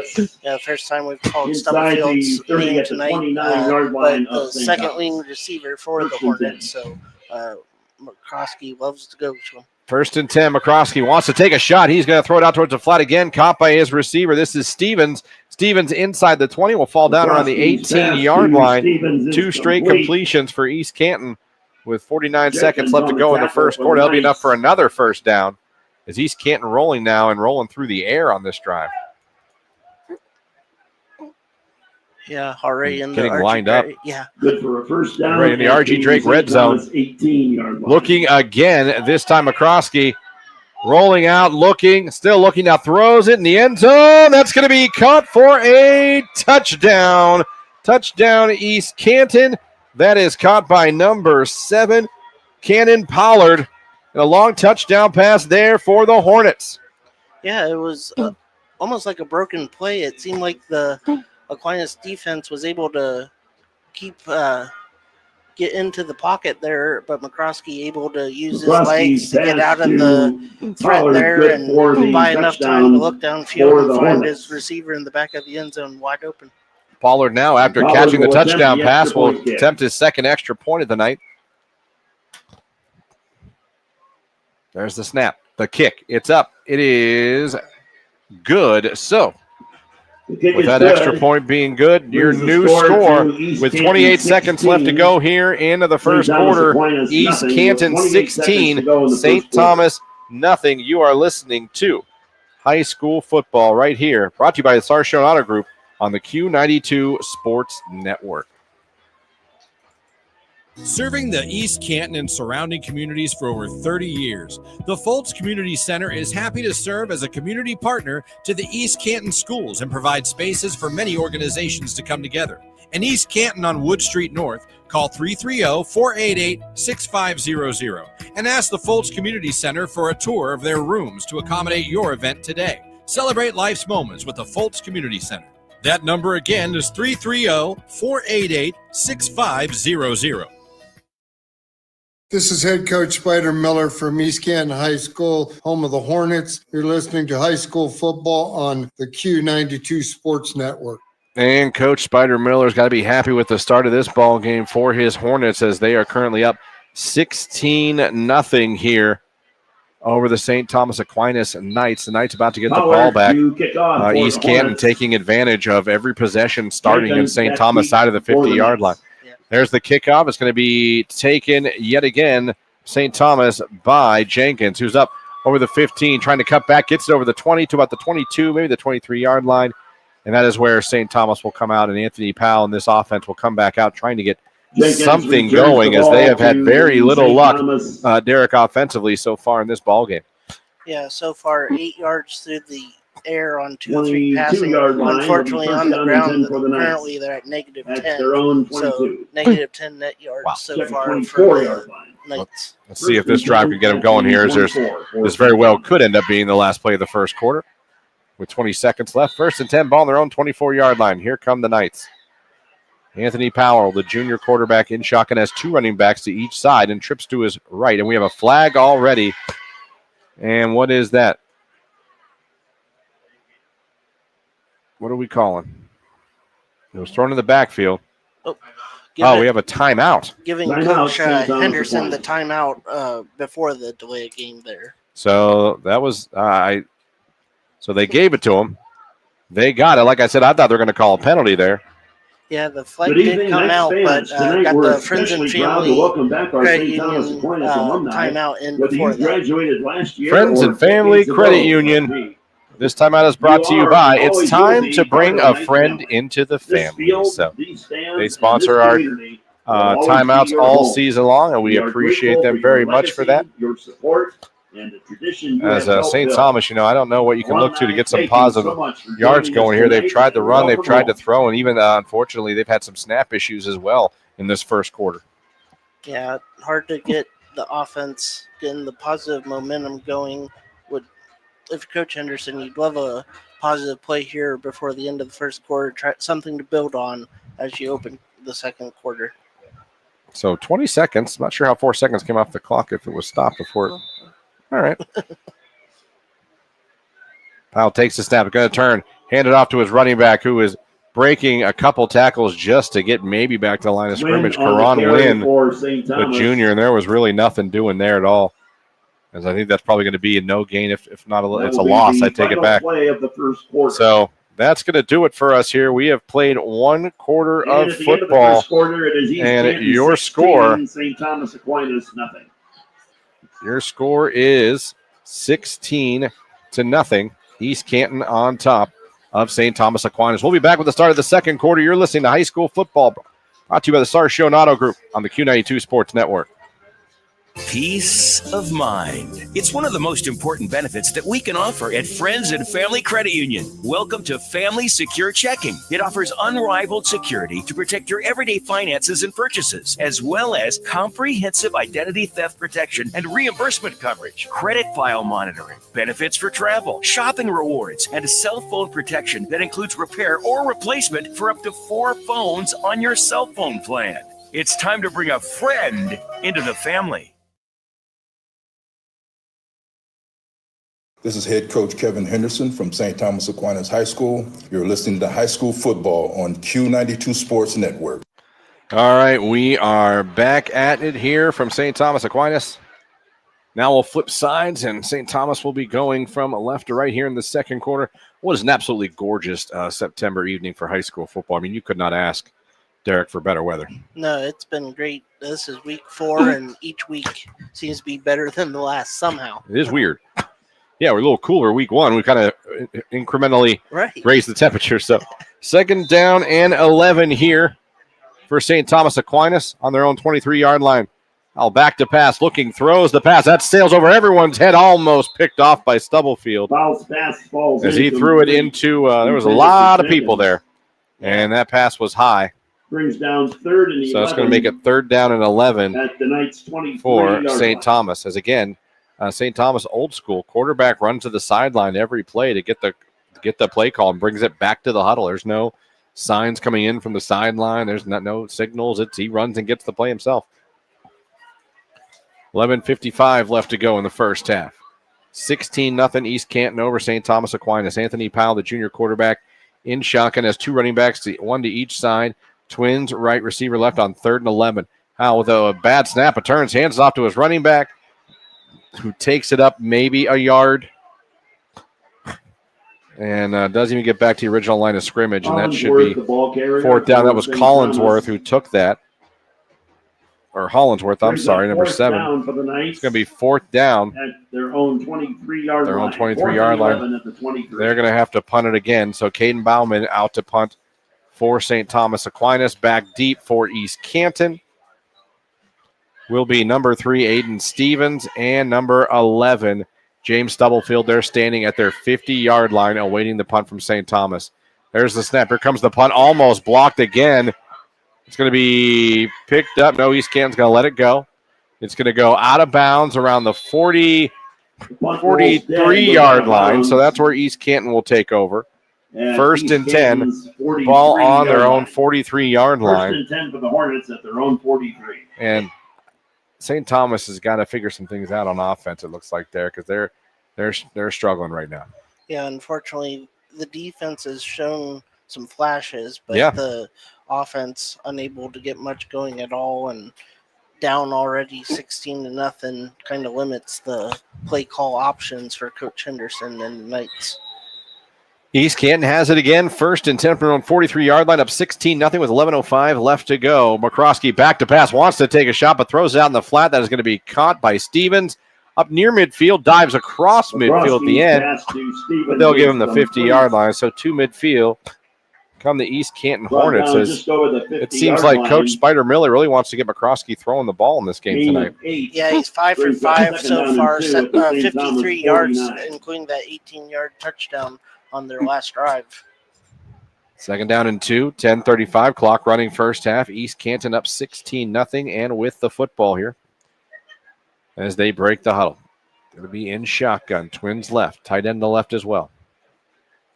Krosky in shotgun. Anderson's behind him. And we have movement there. Who's that going to be on? It's going to be a false start on East Canton. The side judge makes that call. So we're going to back up East Canton. That's going to make it now second down and 7 instead of second down and 2. Yeah, receivers thought they were going on 3 instead of 4. Yes, they did. Yes, Ball they is did. brought back to the 46-yard line of East Canton. It'll be second down and 7 at the 46. I feel like the press box is moving. Yeah. Okay. There we go. There's a turn. They hand it off to Anderson. Almost hit behind the line. Now coming up is, a big hit on the defense for St. Thomas Aquinas. Karan Wynn coming up with a big slap there. Good penetration by the St. Thomas defense there. And Wynn, way to come up and finish that play off strong. Yeah, the Aquinas running back returning the favor there on the Hornets running back there. Brings up third down and 6 here. Yeah, you're going to hit me. I'm going to hit somebody back. Yeah. Good job, Wynn. There we go. Third down and 6 for East Canton. Ball on their own 48-yard line. McCroskey in shotgun. Receivers to each side. Now receiver comes in motion. They're going to do a jet sweep. St. Thomas sniffs it out a little bit. He falls forward, but will be short of the first down. That jet sweep was by Aiden Stevens, but it's going to be 4th and maybe 2 yards. You got to wonder if Coach Miller is going to go for this one again. He's already done it once. Yeah, right there, just on the plus side of the 50-yard line, keeping the offense out there. A lot's worked so far for the Hornets, so try to keep going. And yep, 4th and 2, and they will go for it. So for the second time tonight, Coach Spider Miller is going to go for it. Now, St. Thomas did stop them the last time they went for it on 4th. Mm-hmm. So let's see if they can do it again on defense. Here we go. McCroskey in shotgun. Anderson behind him. They're going to turn. It's going to be a toss to the right side to Anderson. Can he get the corner? He does. First down, East Canton into St. Thomas territory. Give it to him down to the 44-yard line. So Dylan Anderson gets the call and gets the first down. The East Canton drive continues with 8:39 left to go here in the first half. Yeah, on that short yardage, you're thinking maybe they're just going to try to go right up the middle with it. Coach Spider Miller goes to the halfback toss there. Anderson picks up 5 when he needed to. All right, here we go. 1st and 10, ball on the 44-yard line of St. Thomas for East Canton, back in St. Thomas territory. Trips left. McCroskey takes a snap. He's going to throw this time. There's some pressure coming. He's going to take a shot downfield. Looking at it, almost intercepted by St. Thomas. Great play coming over by the safety for St. Tom. And that was Riley Lehman, I believe, who came over and should have come down with that interception. But great job to come over from that safety position with that over-the-top help. Yeah, trying to go deep for really the first time of the night. They've looked for it a few other times, but haven't got the pass off. But, yeah, Lehman coming over, playing deep center field there for Coach Henderson. Yeah. And broke up that pass. That was a good play by the safety for St. Thomas. 2nd down and 10, ball on the 44-yard line. Krosky in shotgun. Anderson behind him, sends a receiver in motion from left to right. We're going to have another flag. Kind of been a sloppy on both sides, really, to start this game. Yeah. I'm sure both coaching staffs aren't happy about this. This is going to be on East Canton. Yeah, a lot of unforced errors thus far, and you're getting towards the middle of the season, so you never want to see those, but definitely here as you're inching closer to the midpoint of the season, you want to limit those unforced errors and timeout East Canton. Timeout on the field, East Canton. Timeout by East Canton. Again, all timeouts this season brought to you by our friends at Friends and Family Credit Union. It's time to bring a friend into the family. Some scores from around the area, especially from the Q92 Sports Network right now. End of first quarter, Salem's up 21-7 over Canton Central Catholic. Malvern 14, Mogador 7 in the first. End of the first quarter. How about this? McKinley and Glen Oak tied at 7. End of the first quarter. Hoover up 14-0 over Green as well. Perry up on Lake in the first quarter, 7-0 there. And last we checked, Marlington and Louisville tied at 7. How about the Dukes? Yeah. I think a lot of people, now obviously it's very early, but I think a lot of people obviously were taking Louisville for good reason. But we happened to see that Marlington team last week with that freshman quarterback. And if he gets hot, that freshman can throw the football. Yeah, he can throw it. And he's got big number 11, Cam Evanich, out there on the outside to haul in those passes. So good for Coach Cardinal and the Dukes. A good start against a very tough Louisville team. Very tough. And shout out to Louisville for their 3-0 start this year. 2nd down and 15 on the 49-yard line. Back to pass. McCroskey looking, has a pocket, throws across the middle. He's got it to his receiver, Stubblefield, inside the 40, down around the 36-yard line. He'll get almost all of it back there. Set up a 3rd down and short for the East Canton Hornets. As a beautiful breeze comes off Lake Erie. That was great. Maybe I was Portage. It was coming off of Portage Lakes. Regardless, I really appreciate that breeze. We welcome all breezes. 3rd down and 2 from the 36-yard line. East Canton up 16-0 with the ball in St. Thomas territory again. Again, East Canton 3-0 for the first time in 20 years, trying to get to 4-0 on the season. St. Thomas looking for their first win of the year tonight. Here we go, 3rd down and 2. In shotgun again is McCroskey. Look at, he wants to go deep again. Now he's got to roll out. He's being pressured. Looking, throws it off balance. Incomplete pass. Stops the clock. Good pressure there by St. Thomas and Travion Elliott, the junior. Another 4th down for Coach Spider Miller, who so far has had no issue with going for it on 4th down. He's done it twice already. It looks like he's about to do it for the 3rd time. Yeah, kind of that too long for a field goal, and if you punt, you risk it going into the end zone. The offense has done well so far tonight, so keeping McCroskey and the offense out there. But, yeah, Travion Elliott used every bit of that 6'3", 210 frame to pressure McCroskey. Under center now is McCroskey. They're going to go quarterback sneak, and he, I believe, has it. So they're going to mark him. He should have it. See, well, that's an interesting place where they spotted it. They're spotting it at the 39. I thought he got more than that. But let's see. They're going to say first down, though. They're going to say first down, move the chain, so East Canton's drive continues. And East Canton now 2 for 3 on fourth down conversions here in the first half. East Canton up 16-0 here in the second quarter. High school football brought to you by the Sarshone Auto Group here on the Q92 Sports Network. How about this? Hoover now up 21-0 on Green. Hoover looking to go 4-0 and get their first conference win tonight as Federal League play has already started. All right, here we go. 1st and 10, ball at 34-yard line. McCroskey comes out. He's going to have twins right, receiver to the left, tight end to the right as well. Going to turn. It's going to be a quick hitter to his receiver. There's going to be tackled down maybe a yard on that gain.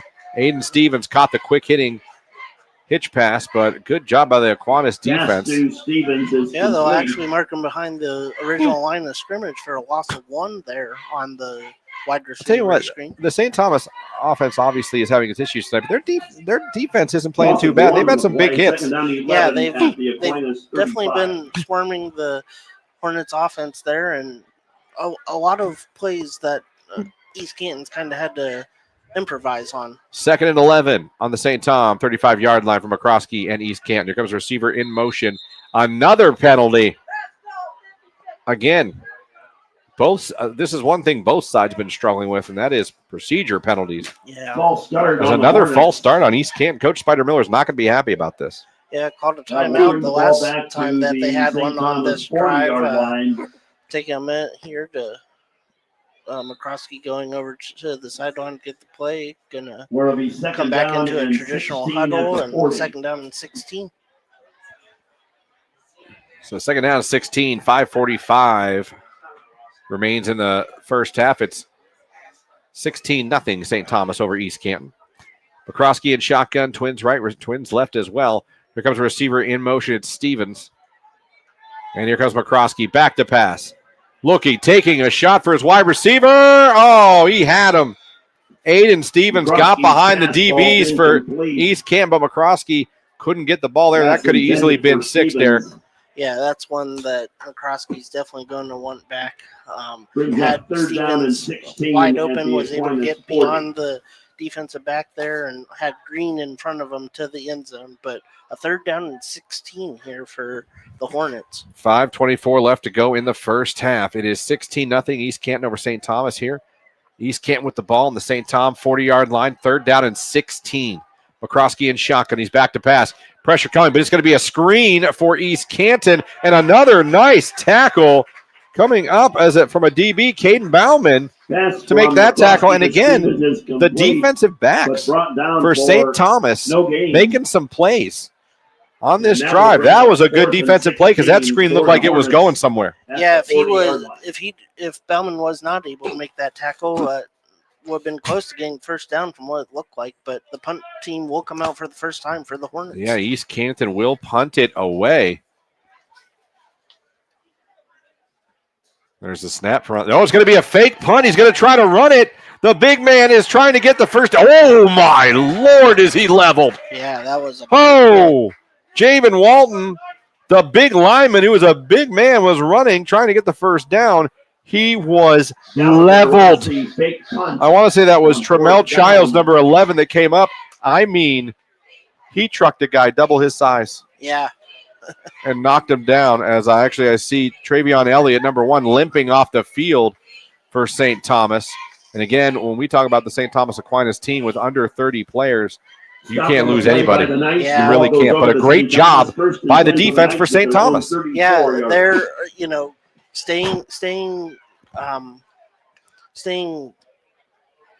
staying in their lane there on that fake punt that came out of nowhere. Kind of unexpected there on 4th and 16, but good defense. 1st and 10 from their own 34-yard line. They're going to turn, throw it out in the flat, incomplete pass.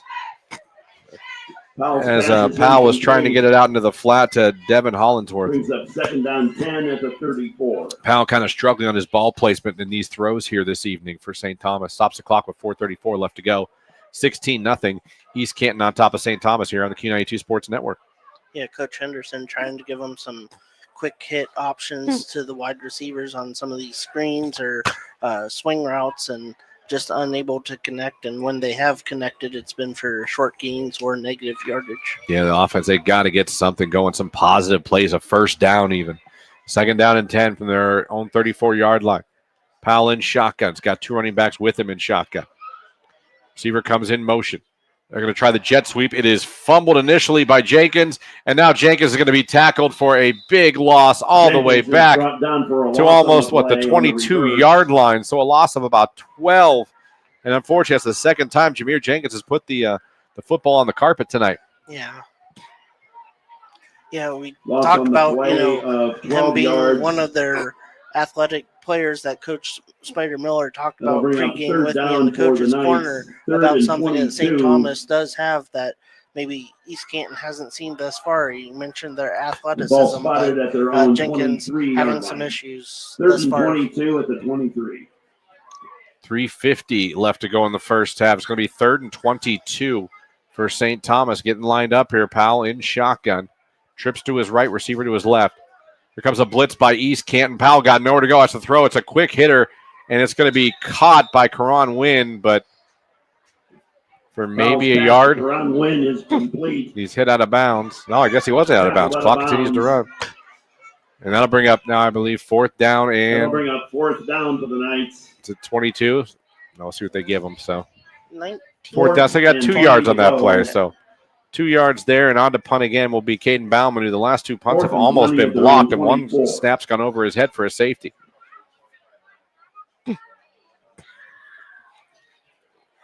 There's the snap. Another high snap. Bauman's got to hurry to get it off. He does. That punt's going to hit, take a nice bounce. Oh, Stubblefield's going to pick it up for East Canton. It'll be tackled right around the 41, 42-yard line. Good job coming downfield on special teams by Riley Lehman to make that tackle. So good punt, all things considered. Is that a flag? No. Yeah, is there a flag? Play. Late flag came in. We'll see who that's on. This has been a penalty-ridden first half. Both teams guilty. Yes.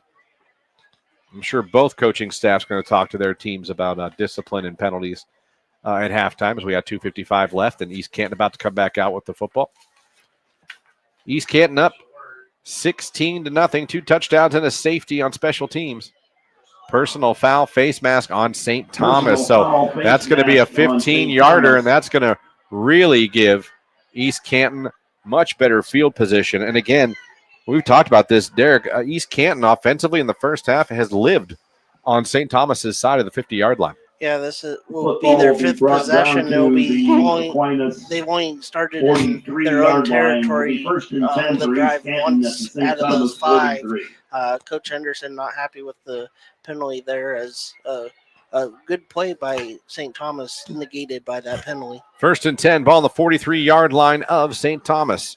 McCroskey in shotgun. Back to pass. Blitz coming by St. Thomas. McCroskey steps up. Looking, being chased, throws it, has it to his receiver. That is caught. Going to be for a first downer on the 30-yard line. Caught by Aiden Stevens. Been a busy receiver for East Canton this half, and that'll move the chains, take it down to the 30-yard line. 1st and 10 for East Canton. There's still 2:44 left to go in the first half, and East Canton still has 2 timeouts left. So plenty of time.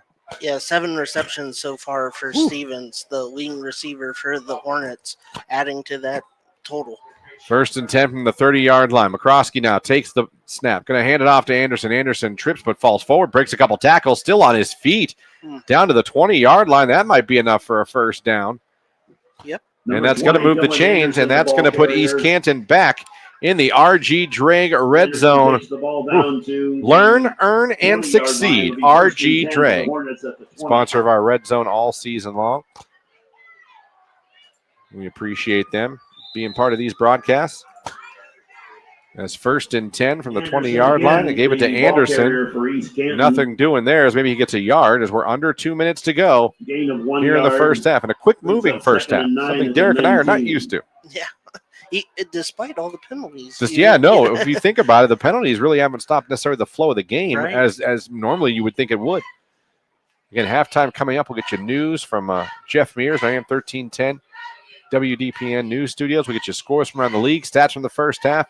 Get you set for the second half here. McCroskey now on second down and 9. Looking, pressure coming. He's got it to his receiver, Stevens again. Stevens that time is tackled. Good job. I'll tell you what, that's 2 screens East Canton has run, and St. Thomas's defense has been ready for both of them. Yeah, that time it was Gianni Ashcraft with a good stop there on that screen to Stevens for his 8th catch, but no gain on the play. 3rd down and 10. 3rd down and 10 coming up on a minute to go here in the first half. It is 16-0. East Canton over St. Thomas. East Canton back in the R.G. Drake red zone looking for more before halftime. They're going to come out with Tripp's right, receiver to the left. Tripp's left, receiver to the right. McCroskey and shotgun. Anderson behind him on 3rd and 10 from the 20. McCroskey back to pass. Has a pocket. Looking. Throws across the middle. It is caught by Stubblefield. Down at the 5, 10. Touchdown. East Canton. Another touchdown pass for McCroskey. This one to Stubblefield. Yeah, the first one 18 yards. This one 20. The longest play from scrimmage thus far for the Hornets tonight. Advances the lead to 22-0 with the extra point coming here as we inch closer to halftime. And East Canton will get the ball to start the second half. That they will. Cannon Pollard on for the extra point. He's perfect so far, looking to get his 3rd one. He can make this a 23-point lead if he makes this punt. So Pollard on to attempt the extra point.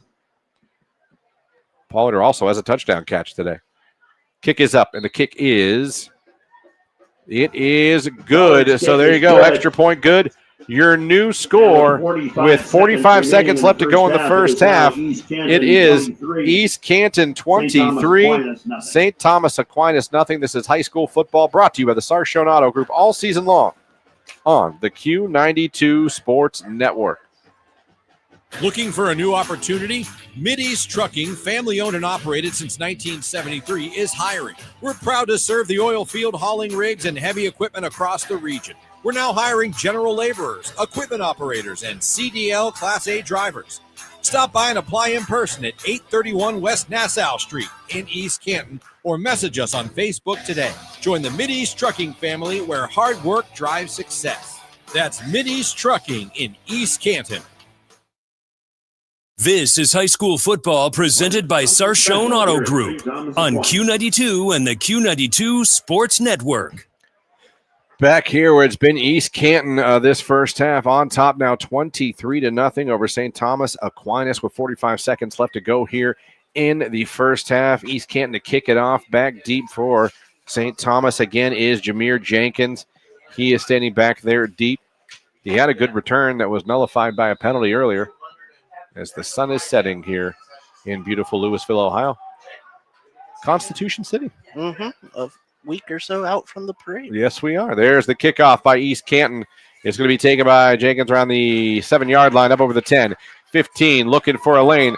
Up over the 20. And did he fumble the ball again? Yep. He put it down again, and East Canton has it. That is the 3rd fumble tonight for Jameer Jenkins, the 2nd he's lost, and now East Canton, 37 seconds left. And I know they very well could come out here, Derek. They could down it and go to halftime. But if you're Spider Miller and you're thinking you still have 2 timeouts left, if you get another score, you could get it to a running clock to start the second half. Yeah. So if you're Coach Spider, you kind of got a decision to make right now. Yeah, and you get the ball to start the second half, so a chance to add to your lead, like you mentioned. If they score 7, they would get to that 30-point threshold for the running clock. So McCroskey out in shotgun. Looks like they're going to try it. McCroskey, 1st and 10 on the 30-yard line of St. Thomas. McCroskey back to pass. Looking, has a good pocket. Nobody open. Now he's rolling out to his right, being chased. Still looking, wants to throw it, throws it. Skips it to his receiver, was trying to get it to Aiden Stevens, goes incomplete. They'll bring up 2nd down and 10 at the 28-yard line. East Canton trying to get to 4-0 on the season. So, yeah, but they still got some tough games on that schedule. When I see a team like 3-0 Ridgewood coming up, 3-0 Strasburg, they still got their rivalry game for the Blue Cup, or Battle of the Hornets. No, that's the Blue Cup, but Malvern. that rivalry game at the end of the year. We'll have that game for you Yeah. on the Q92 Sports Network. Shaping up to be a good one. Yes, it is. All right, here we go. Second down and 10 from the 30-yard line. McCroskey back to pass. Quick throw out in the flat. It is caught by the wide receiver, Canton Pollard. Another catch for Pollard. Did he get out of bounds? Looks No, like he got a timeout here for East Canton. So East Canton calls the timeout, and all timeouts all right, Timeout, are brought to you East by our Canton. friends and Family Credit Union. It's time to bring a friend into the family. So another timeout there for them. It's 20 seconds left. It's going to be 3rd and 4 for Pass the was East complete Canton to Pollard. Hornets. Brings up a 3rd Now and 4 they should have at one the timeout left Yeah. now, right? 24-yard line. So one timeout, 20 seconds, 3rd and 4 here. So, get the first down and get the fresh Attention, set of whether or downs. any But business interested in East purchasing Canton, a banner to be hung here at Sir Phillips very Stadium, little has not inside worked the for James Coach Murdis Gymnasium Spider at Miller so Dominic far Padmola tonight. Baseball Field, or at St. Thomas's Again, Susan Softball Field. If East Canton were to score before halftime, we would come out with a running clock if it's a 30-point lead or more in the second half. Don't forget East Canton gets the ball first in the second St. half. Thomas Aquinas Knights every season, So all year long. St. Thomas wants to avoid that. They've got to sturdy up this defense for the next 20 seconds of football time here. 3rd and 4 for East Canton on the 24-yard line. Here they come. They're going to break the huddle. McCroskey's going to come out in shotgun again. Trips right, receiver to the left. Anderson in shotgun with him. He looks over the defense. On 3rd and 4, McCroskey back to pass. Pressure coming. Pocket holds, though. Now McCroskey going to try to run for it. He runs. He'll get tackled near the 30. That's not going to be enough for the first down. And I believe East Canton's going to have to use their final timeout, and they do. So I'll say to you again, this timeout that you're listening to is brought to you by Friends and Family Credit Union. It's time to bring a friend into the family. Remaining in the half. So timeout there. It'll be 4th down and 1 with 11 seconds left for Coach Spider Miller and the East Canton Hornets, who, we're not quite there. We're looking at computer points a ton yet. We're going to be really soon. Mm-hmm. But you go to the old Joe Idol, who a lot of people trust. And right now, in Division 7, Region 25, East Canton's got a 5 seed right now. Yep. McDonald, a really good team, is holding number 1 spot right now. Fairport Harding, East Palestine, Jackson Milton, Malvern at 7. Mogador, who's on the Q92 Sports Network tonight, they're at 8 right now. So it's an interesting Division 7. We could have a little representation by East Canton and Malvern, possibly. Yep. We have 6 games left, but And the first 4 get that Week 11 bye. Yes, so they do. Something to keep in mind as we continue through yes, the they season. do. East Canton at 5 right now. Field goal Don't attempt. think they're not. And you're right. They're going to try a East long Canton field goal attempting a attempt. Field goal. So Pollard, attempting who has a touchdown reception, has made all his extra points, attempting a field goal right now at the end of the first half. It is up, and it is no good. He misses the field goal with 5 seconds left. It was wide, but that had the distance. Oh, he could have made that from about 50, I feel. But Yeah, that was that. As far as distance goes, yeah, that had the distance. absolutely. But yeah, couldn't get it straightened up there. So turn that over and give the ball back to St. Thomas Aquinas with 5 seconds left to go here in the first half, and we'll see if Coach Henderson just has St. Thomas take a knee to get to halftime. 23-0. East Canton on top of St. Thomas here on the Q92 Sports Network. Here comes Anthony Powell, the junior quarterback. With 5 seconds left. We'll see. Ball on their own 21-yard line. Let's see what St. Thomas does. Powell in shotgun on 1st and 10. Low snap goes behind everyone, picked up, and going to go for a big loss there. And unfortunately, Karan Wynn's going to have to take the loss on that. And that's going to get us to halftime. So after 2 quarters of football, leading East Canton 23, St. Thomas Aquinas. things not going the way you want if you're St. Thomas Aquinas, but things going real well if you are East Canton. We've played 2 quarters of football. Your score, 23-0. East Canton over St. Thomas. Now, coming up here in the halftime show, we are going to throw it back to the newsroom with Jeff Mears. Going to get you updated on all the news from around the area. We'll come back, take a look at the scoreboard. We'll get you some stats from the first half. We'll get you set for the second half. But here right now, after 2 quarters of football, your score, East Canton 23, St. Thomas nothing. This is high school football brought to you all season long by the Sarshone Ladies Auto and Group gentlemen, on the pull out your tickets to the Q92 50-50. Sports Network. The winning number is 8. Northeast Ohio knows football, and Sarshone Auto Group knows Northeast Ohio. As an official partner of the Cleveland Browns, Sarshone Auto Group serves our community with the best selection and the best service. From Ford, Chevy, Chrysler, Dodge, Jeep, Ram, and more. From the toughest trucks to the SUVs that fit your family. Sarshone Auto Group, an official partner of the Cleveland Browns, and the place where Northeast Ohio comes to drive. Visit sarshone.com.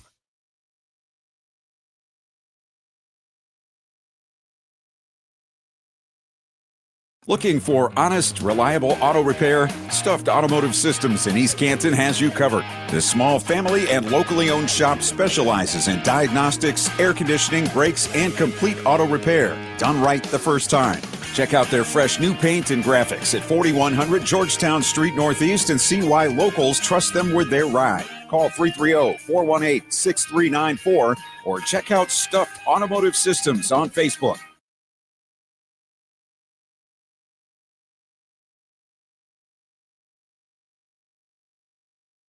Serving the East Canton and surrounding communities for over 30 years, the Foltz Community Center is happy to serve as a community partner to the East Canton schools and provide spaces for many organizations to come together.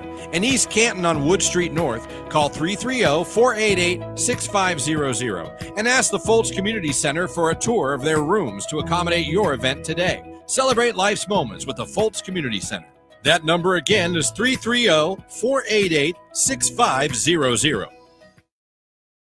RG Drag, Stark County's premier career center, offers programs that prepares its students at the high school level for careers and continued education beyond high school. Upon completion, RG Drag students have an immediate opportunity to obtain a well-paying job in many exciting career fields. We offer everything from culinary, dental assisting, engineering, sports turf and landscape, welding, and so much more. Contact RG Drag to find a program and career that's the perfect fit for you. RG Drag, where careers begin.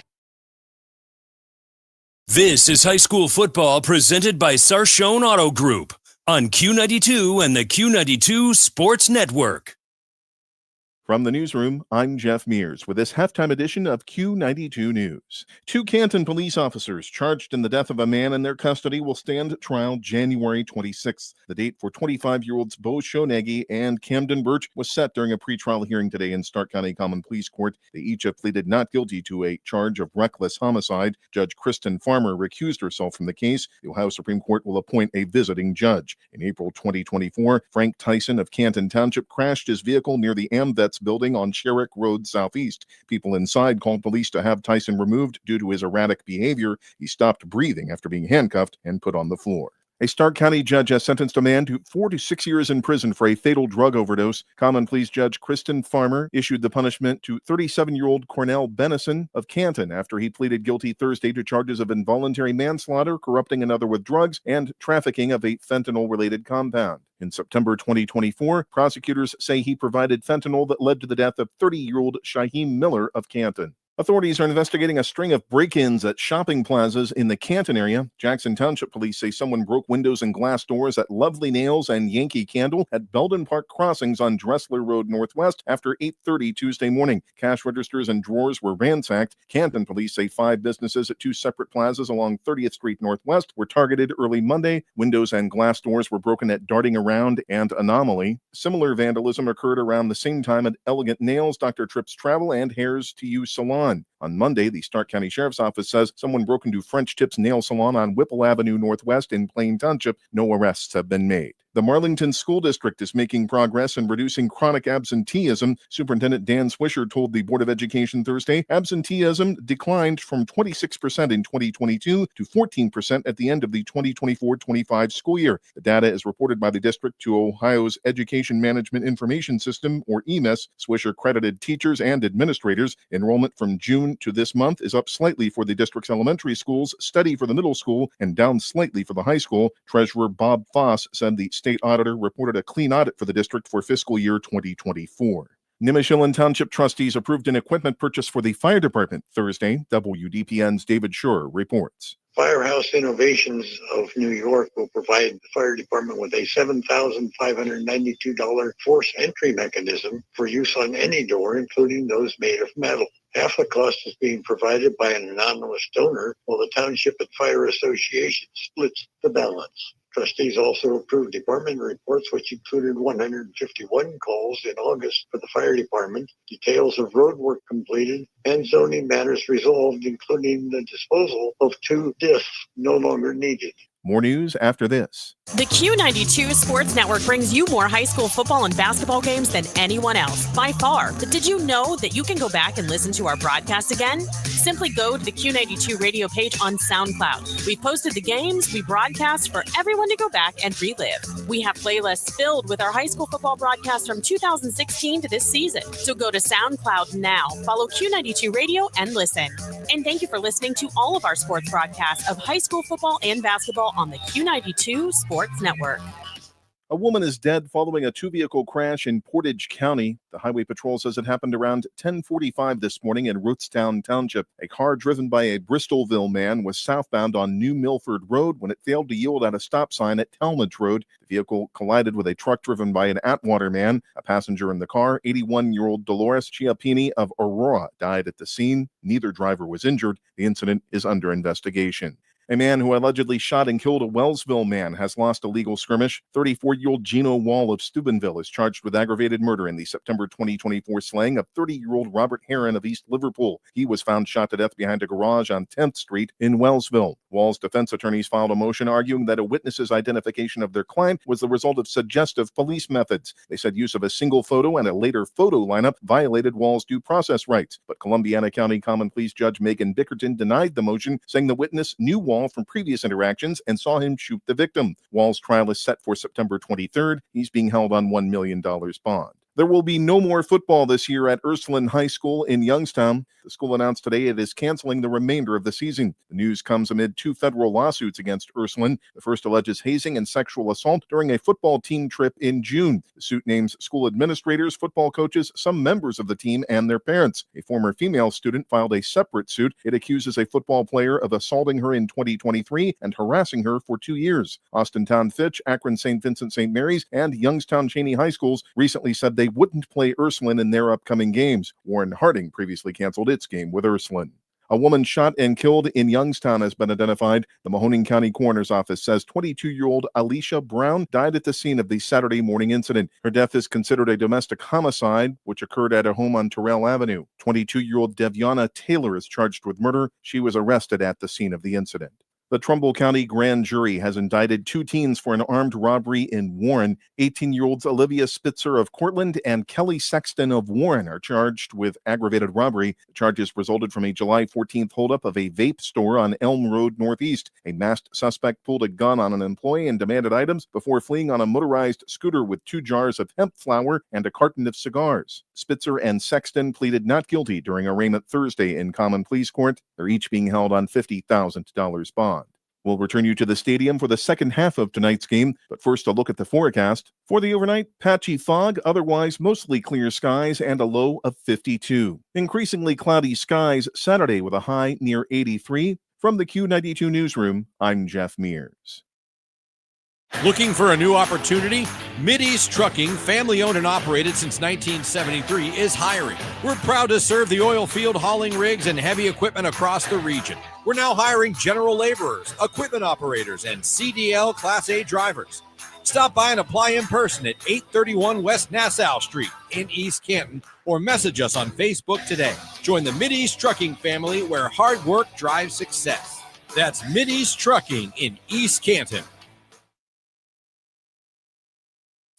Northeast Ohio knows football, and Sarshone Auto Group knows Northeast Ohio. As an official partner of the Cleveland Browns, Sarshone Auto Group serves our community with the best selection and the best service. From Ford, Chevy, Chrysler, Dodge, Jeep, Ram, and more. From the toughest trucks to the SUVs that fit your family. Sarshone Auto Group, an official partner of the Cleveland Browns, and the place where Northeast Ohio comes to drive. Visit sarshone.com. High school football exemplifies the true meaning of teamwork. At Friends and Family Credit Union, our team of local friendly professionals offer the same true spirit for our members with a wide array of products from vehicle loans to personal loans, family secure checking with ID Protect, mortgage, home equity line of credit, and more. For over 60 years, we have the game plan for your financial well-being. Visit any of our 3 convenient locations, online or mobile banking. Now, more than ever, it's time to bring a friend into the family.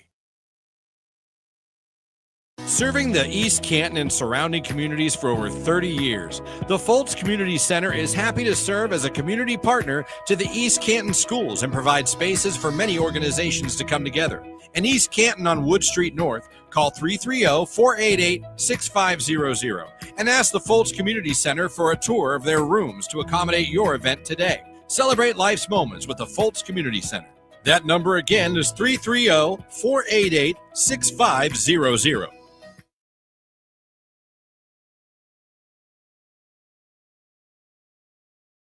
This is high school football presented by Sarshone Auto Group on Q92 and the Q92 Sports Network. We are back here at halftime, and your score is 23-0 over St. Thomas Aquinas. And now let us go ahead and take a look at the Q92 Sports scoreboard here. Here we go at halftime. Jackson up 13-0 over Mayfield.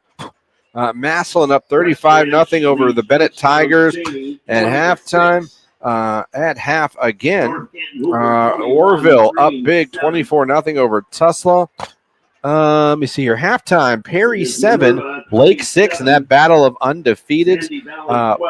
Halftime as well, the Alliance Aviators trying to get a 3-1 on the season. They're up over Akron Ellet over the Orangemen.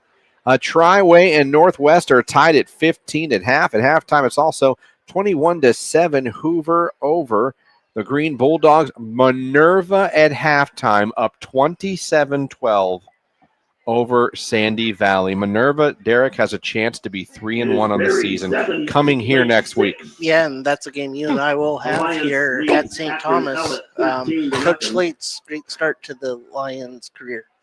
Coach Slate's, what a season they are having right now. And up 15 at halftime over Sandy Valley. Fairless is up 28-7 over Tuskegee Valley. Let me see here.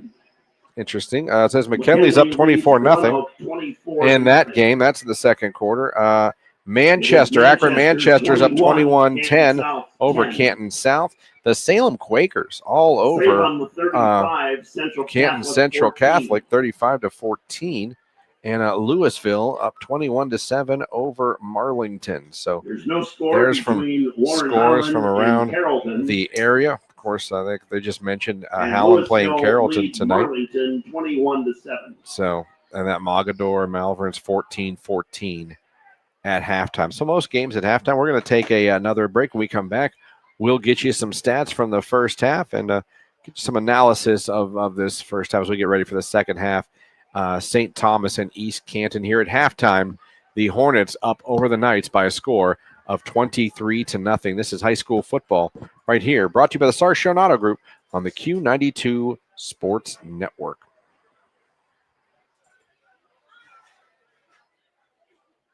And Sarshone Auto Group knows Northeast Ohio. As an official partner of the Cleveland Browns, Sarshone Auto Group serves our community with the best selection and the best service. From Ford, Chevy, Chrysler, Dodge, Jeep, Ram, and more. From the toughest trucks to the SUVs that fit your family. Sarshone Auto Group, an official partner of the Cleveland Browns, and the place where Northeast Ohio comes to drive. Visit Sarshone.com.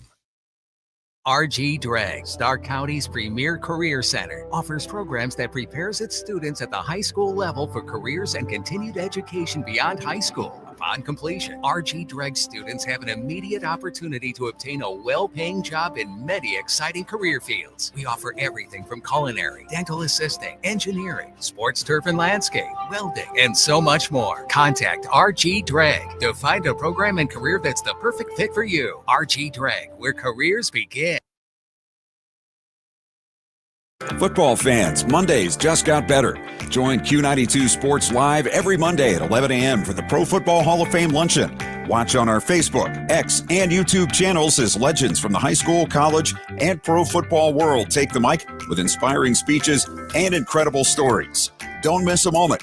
Like, follow, and subscribe to Q92 Sports on social media and catch every Pro Football Hall of Fame Luncheon live every Monday at 11 on the Q92 Sports Network. It's time for Purple Raider football. Catch every snap, every score, and every big moment all season long on AM 1310 WDPN. This year, it's even easier to follow the 13-time national champion, Mount Union Purple Raiders. Listen live on AM 1310, the WDPN Facebook and X pages, and streaming on the Q92 YouTube channel. Sam Berkwin and Ryan Bevere are back in the booth, bringing you all the action. Don't miss a minute of Mount Union football on AM 1310 WDPN.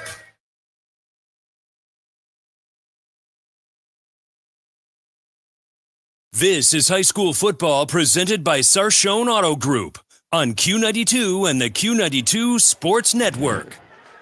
Still halftime here at St. Thomas Aquinas High School, where the Knights of St. Thomas are trailing the Hornets of East Canton by a score of 23-0.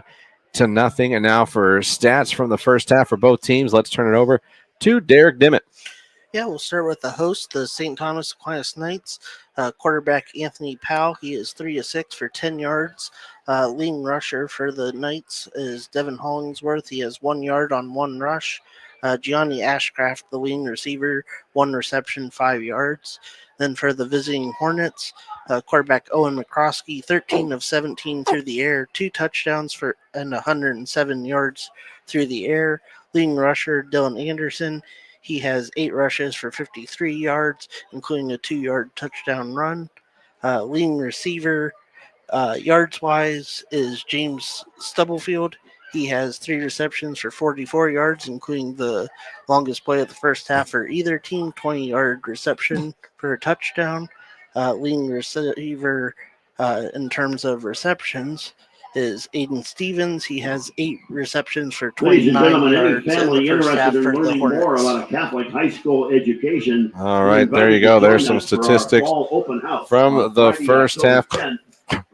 Again, when we look at both these team schedules coming up, Derek, we talked a little bit about East Canton in the first half after what they have coming up after tonight's game. If they hold on to win this game, in the middle of a 3-game road trip, as they're going to be going to Ridgewood, undefeated Ridgewood, next week. Then they'll be playing a Newcomerstown on the road. They'll come home for Strasburg, who's 3-0, and TCC before going their final road game to Buckeye Trail, and then before they do their final game of the season against Malvern. So they're in good shape. They got a couple tests still on this schedule. Like when we talk about Ridgewood, Newcomerstown, Strasburg, kind of that 3 in a row in the middle of their season.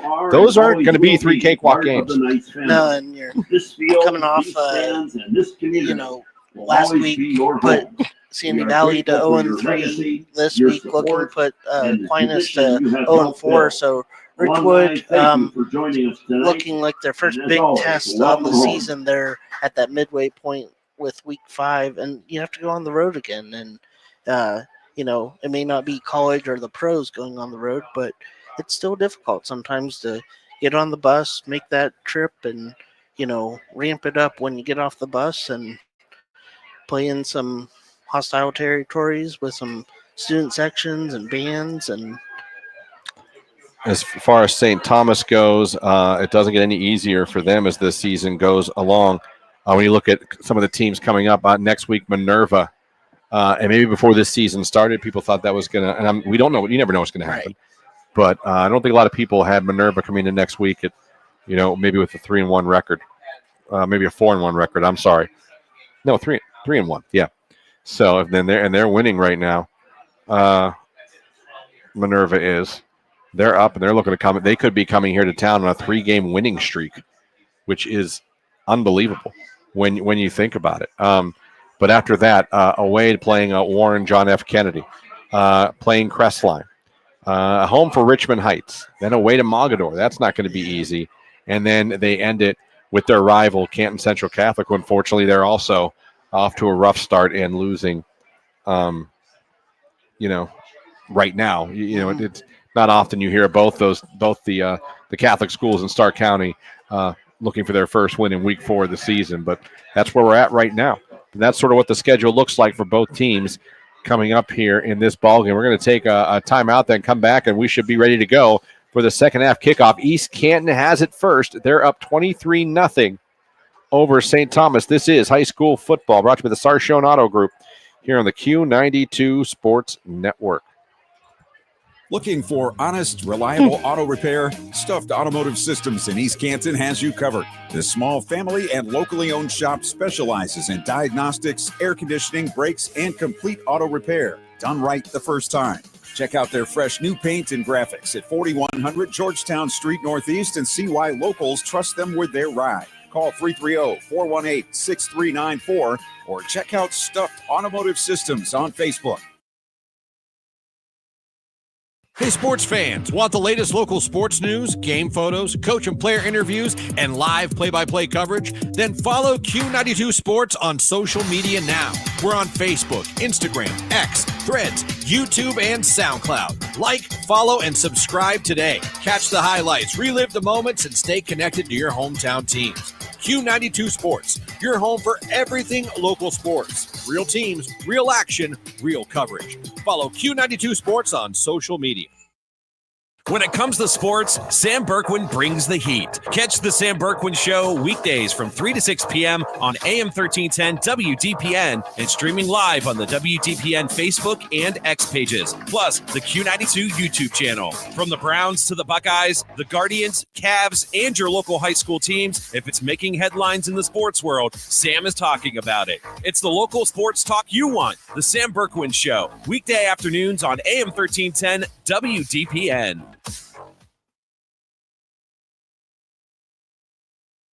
This is high school football presented by Sarshone Auto Group on Q92 and the Q92 Sports Network.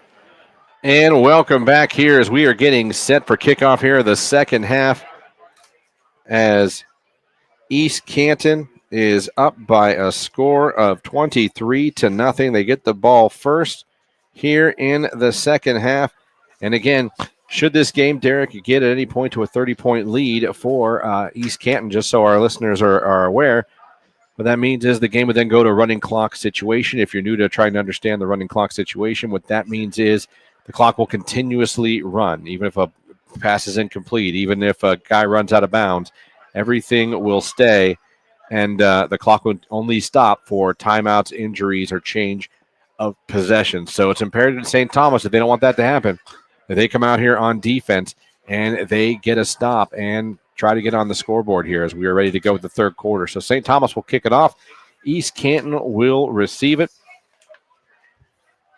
And we're ready to go with second half action here. St. Thomas again in their black jerseys, gold numbers, gold pants, gold helmets. And East Canton out here in their all whites, white jerseys, white pants, the blue numbers, with the blue helmets with the Hornets. All right, going back deep, it's going to be Stubblefield for East Canton. He's going to be joined by number 12, Braylon Torrance, the freshman. He's going to go back there as well to return for the East Canton Hornets. So East Canton will be receiving the second half kickoff. It's hard. I mean, I don't see how you go up to the top with this ladder. I know, but they got the top set. And so here we go. We're back underway at St. Thomas Aquinas High School. One of the up men will take it for East Canton up over the 35, up over the 40, 45, up. Oh, still, man, got it to about the 49-yard line. So, again, the story of the night for East Canton, too, Derek, has been great field position all night long. And it looks like tonight's going to, this possession is going to be no exception as they're going to be marking it, at the 48-yard line. Yeah, only one possession in the opening half for East Canton started in their own territory. This one technically is there at the 48, but right near midfield for Coach Spider and the Hornets. All right, Owen McCroskey coming out. He had a great first half for the Hornets, and he's having a great season for the Hornets, the senior quarterback. First and 10, they're on 48-yard line, 11:54 left to go in the first quarter. East Canton up 23-0. Receiver in motion. They turn. They're going to hand it off to Anderson. Anderson goes to the right side, takes it into St. Thomas territory. They'll mark him down around the 45-yard line. So good run by Anderson to kick off the second half. And we are back underway. And a flag on the play. So we're going to pick up right where we left off with the penalties as well, apparently. As both teams penalized many times in the first half. We'll see this is on face mask on St. Thomas Aquinas. So that's going to be a big penalty. That'll be a first down, I believe, for East Canton. And that will move them much farther into St. Thomas territory. Moves the ball for East Canton down to the St. Thomas 42-yard line. So the face mask will take the ball down to the 42-yard line. Will that be a... I think the chain, they got to get the chain set. There we go. Yeah, the ref was like, guys, that's a first down. The chain gang was, the change gang, chain gang was a little slow on that one. 1st and 10. They turn it to going to be an end around to Stevens. Stevens takes it inside the 35 down to maybe the 30. No, they're going to go. All right, it looks like the 33 is where he's going to go. That side judge, he was doing the hokey pokey. And I was like, where are you marking it, man? So that'll be a good job by Anderson on first down. Set up a second down and only about 1 yard to go. Brings up second down and 1 for the 11:17 clock running here we're just underway here in the third quarter. It is 23-0 East Canton over St. Thomas here on the Q92 Sports Network. McCroskey in shotgun now. Twins left, receiver to the right. Anderson behind him. They're going to turn, hand it off to Anderson again. Anderson has a hole down to the 25-yard line. Good run there by Anderson. It looks like East Canton wants to come out here and run the ball a little bit more than they did in the first half. McCroskey really threw a lot in the first half, but it looks like they want to run it with Anderson here in the second. Yeah, 17 attempts there in the first half for McCroskey.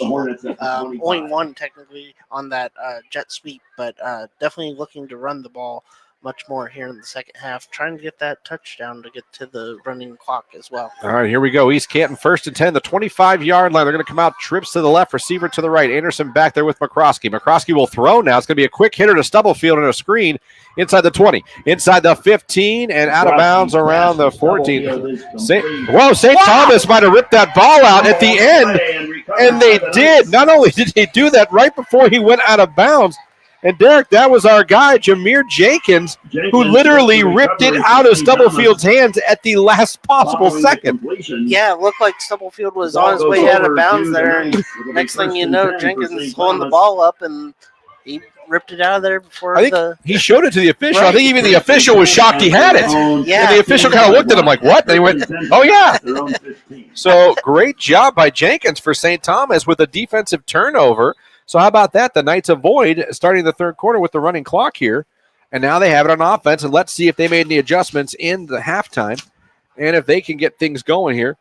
Looks like we have a new quarterback. New quarterback in there for St. Thomas. Now that is that 11? That quarterback? No, that's number 10 who's in there now. Is that Jameer?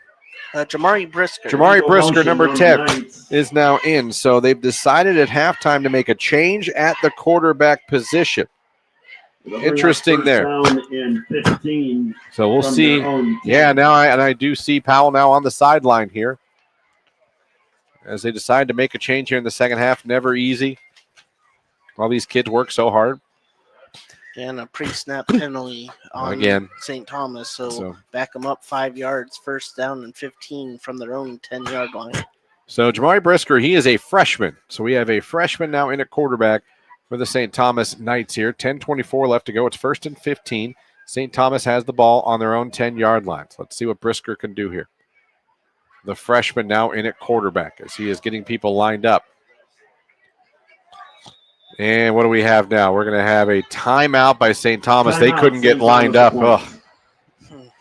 So a timeout, this timeout, and all timeouts brought to you by our friends at Friends and Family Credit Union. It's time to bring a friend into the family. So you know you didn't want to use that timeout this early in the second half. You get the freshman quarterback, the new quarterback in there, and unfortunately couldn't get the play in correctly, couldn't get everyone lined up. To see what life at Aquinas is really all about. Make sure trying to spark the offense, bring in the backup quarterback. He is trying to direct a few of his receivers to get lined up, and the play clock was running low and following pre-snap penalty on the initial first down attempt. Coach Henderson didn't want to get any closer to the goal line than he already is here. 1st and 15 at their own 10-yard line, 10:24 left in the third quarter. So here we go. Now we're possibly finally going to get our first play with new quarterback, Jamari Brisker. 1st and 15, ball on their own 10-yard line. There, he's in shotgun. He's got trips left, receiver to the right.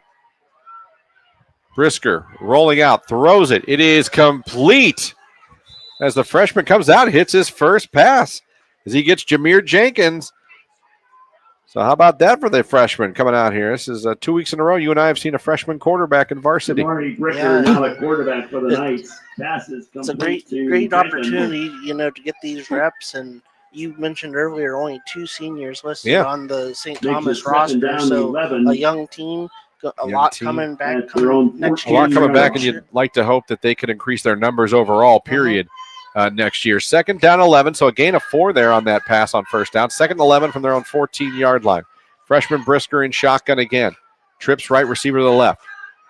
Brisker looks things over, takes the snap. Pressure coming at him immediately. He's going to be down and sacked by 4 East Canton players, and they're going to mark him all the way back around the 4-yard line as he really had no chance there. Nowhere to run as he was surrounded by all sides. The freshman quarterback goes down for the sack. It's going to make it 3rd down and very long for the St. Thomas Aquinas Knights. Brisker a little slow getting up there after that sack, coming over to get the play from the offensive coordinator before retreating back to the huddle on this 3rd down and 20 that they're facing from their own 5-yard line.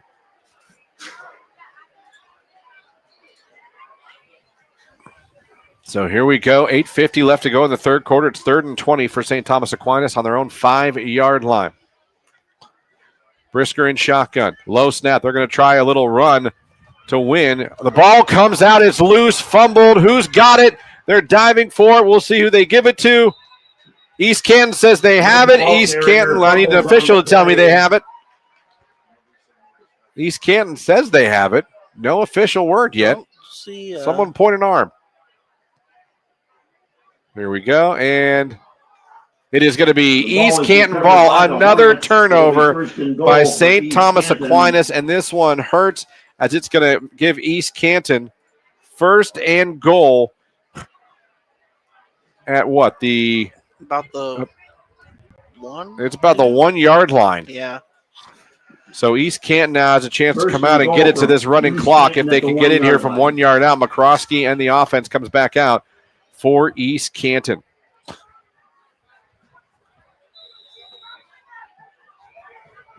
McCroskey now in shotgun. It's a quick hitter, and it's going to go for a touchdown. The quick hitter, I don't even think anyone was ready for it. Yeah. Aiden Stevens came over with a quick pop pass, got it, touchdown East Canton. They increased their lead to 29-0 over St. Thomas Aquinas with the extra point from Camden Pollard pending. And if he makes this, we will be officially in a running clock situation.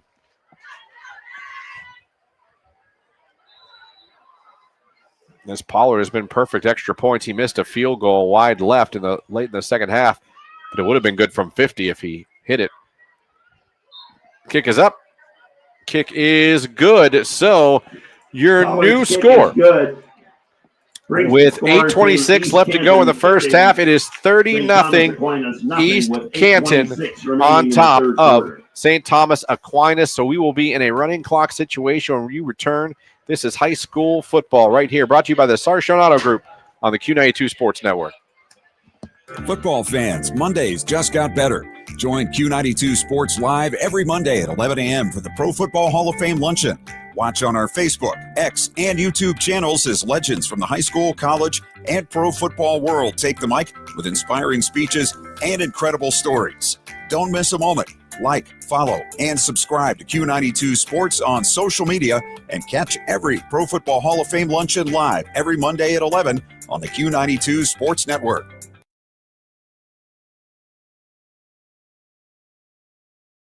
This is high school football presented by Sarshone Auto Group on Q92 and the Q92 Sports Network.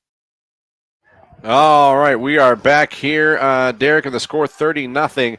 East Canton over St. Thomas Aquinas. And there's the kickoff. St. Tom will get it around the 10-yard line. Here they come up over the 15, the 20. Jenkins has it to the 25, maybe the 26-yard line. And that is where Jameer Jenkins is down. All right, so now the running clock is in effect because of the 30-point lead. If you're new to that, what that means is, like I said, the clock is already running. The clock will continue to run. It will not stop for incomplete passes. It will not stop for out of bounds. It won't even, I believe, stop for penalties. It will stop for injury. It will stop for change of possession and timeout still. But other than that, the clock will continuously run. Now, should St. Thomas score and get it back under 30, if at any point in time that happens, the game goes back to regular game timing. And as of right now, there's 7:43 in clock running here in this ball game. I think we got a celebration penalty on East Canton following the tackle there on the kickoff, so they'll march the Knights out to their own 41-yard line. St. Thomas 41-yard line. It'll be 1st and 10 for the Knights. St. Thomas will have good field position, probably their best of the night. Mm-hmm. But that clock, with the running clock, we're inching closer and closer to 7 minutes in the third quarter here. Yeah. So here they come back out. Again, the freshman quarterback back in for St. Thomas Aquinas. Jameer Brisker started the second half for them. This is their second possession. Brisker going to come out. Receivers to each side. 2 running backs with him in shotgun. Brisker takes the snap. Turns. Going to hand it off to Wynn. Wynn looking for somewhere to go. He is going to be hit for a loss. Wynn, the ball carrier for the Nothing Knights. doing there at all. As 6:43 left to go. You know, Coach Henderson, you know, it's an uphill climb right now with St. Thomas and where they're at and trying to get them to where he wants them to be. I do believe his family first culture is definitely ingrained in this team here. Yes. I believe this team all cares about each other, and the kids that are playing, they do come out and try to play hard for him. You're looking at a team that, like I said, under 30 players, a team with 2 seniors on the entire team. Numbers are an issue. Right. And they got to find a way to try to get those up here at this school. 2nd and 13, ball on their own 38-yard line. Brisker in shotgun, takes a snap, going to hand it off to Wynn again. Wynn's going to run backwards, trying to get to the corner. Breaks one tackle, flag comes flying in. Wynn is hit for a big loss again. Wynn, the ball They'll carrier blow it for dead. St. Thomas. The flag came from the back Penalty judge, back of the flags on the defensive play. backfield. Mm-hmm. So we'll have to see what he saw. But again, clock still runs. And what I'm Holding sure. on the Knights. So holding on St. Thomas, back them up 10 more yards. Like I said, one thing I think both of these teams are going to want to work on is the penalties, because both teams have really committed a lot of penalties in tonight's game. Yeah, both teams, the pre-snap penalties, a few after the play, and just some mental mistakes that you got to work on as the season goes on. Here or after tonight, we'll be through 4 weeks. So Karan Wynn is being checked on by the training staff. I think his helmet's off. He's standing. He's kind of. I don't know if they're checking on him or what here, but he might be a little dinged up. And like I said, they just don't have the depth to deal with injuries, and they're just going to happen as the season goes on. Ball Anyway, will be spotted at the St. Thomas 37. so hopefully he's okay. He's got his shoe off. 3rd down for the Knights. Right now that I see, he's got his left cleat in his 3rd and hand. 14 from their own 37 yard. All right, 3rd and 14 from their own 37-yard line. 3rd and 14. Back to pass. Looking, pressure coming. Throws it. It is incomplete. Went through the hands of 2 receivers for St. Thomas. That'll bring up 4th down for the Knights. 4:30 left to go here in the third quarter. We'll see if St. Thomas punts it or if they decide just to go for it. Coming back in now on the field is Anthony Powell, but I'm not sure if he's coming on for punt team. yeah, They're going to punt. Looks like Bauman taking. And Powell is the long snapper now. Okay. So in case you didn't know that, their starting quarterback was also their long snapper for punt, as Bauman will be punting under 4 minutes to go here for St. Thomas. He'll be punting the ball from his 26-yard line.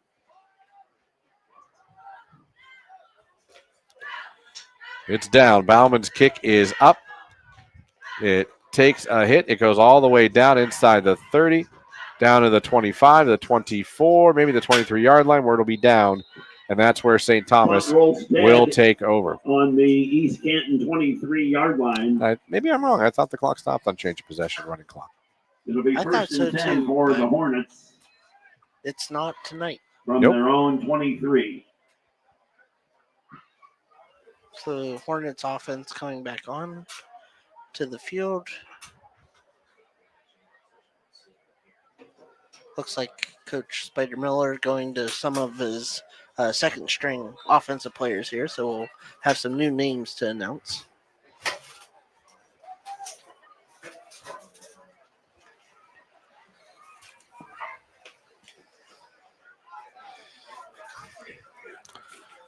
All right, first and 10 for East Canton on their own 23-yard line. Here they go. They're going to hand it off to their running back. As we've got some new players in now for East Canton. Jaron Cope, the sophomore quarterback, is now into the ball game for East Canton.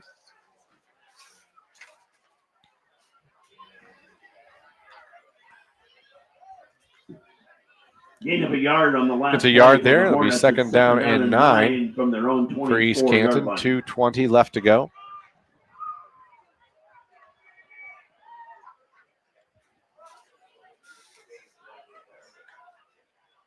Back to pass. Throws it. It is complete to his receiver up over the 30-yard line to the 31-yard line. That is caught by number 9, the freshman Braden Johnson for East Canton getting the action. And Jaron Cope, the sophomore quarterback, into the ball game, but East Canton ball out to the still trying to move it. Yeah, this is Cope's third game of the season. That was only his second pass attempt, first completion on the year for the sophomore quarterback. So Coach Spider Miller taking the opportunity to give some of his second string some varsity experience. Back to pass, throws it, quick wide receiver screen. It is caught up over the 35 to the 36-yard line. That is caught. His pass is complete. Trying to get the numbers. We're trying to learn all these new numbers now. They're in the ball game now for East Canton. But Cope, another reception, another completion. And Jenkins going to have to come out for St. Thomas as he's dinged up. On the last play, first and 10 for the Hornets. We're coming up on a minute left to go in the third quarter. At their own 37-yard line.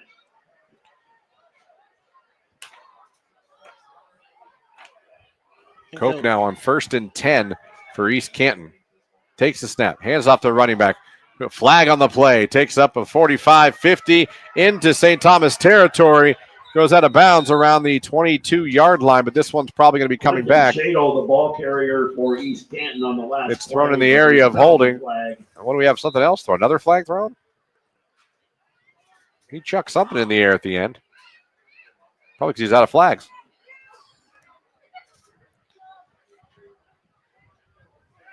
Holding on St. Thomas. That's going to be holding on St. Thomas.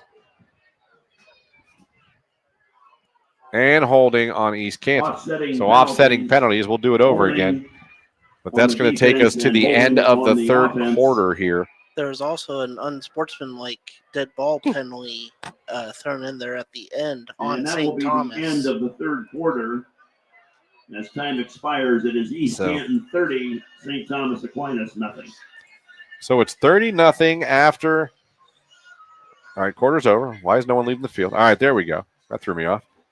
So we are through 3 quarters of football with the running clock. We told you it would be very fast-paced, and it will be. We're going to take a break, come back, and we will start the fourth quarter. But your score, 30-0, East Canton on top of St. Thomas on the Q92 Sports Network. Football fans, Mondays just got better. Join Q92 Sports Live every Monday at 11 a.m. for the Pro Football Hall of Fame Luncheon. Watch on our Facebook, X, and YouTube channels as legends from the high school, college, and pro football world take the mic with inspiring speeches and incredible stories. Don't miss a moment.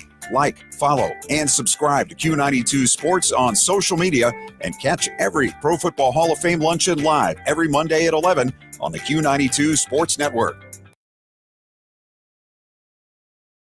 This is high school football presented by Sarshone Auto Group on Q92 and the Q92 Sports Network. All right, we are back here, the fourth quarter about to start. Some scores from around the area. Third quarter, Lake up 9-7 over Perry. Louisville 24-7 over Marlington. Salem 35-14 over Canton Top of Central the Catholic. seventh inning 24-0 is the Cleveland McKinley over Guardians Glen Oak 2, at half. Chicago White Sox nothing. Last we had was Hoover 21, Green 7.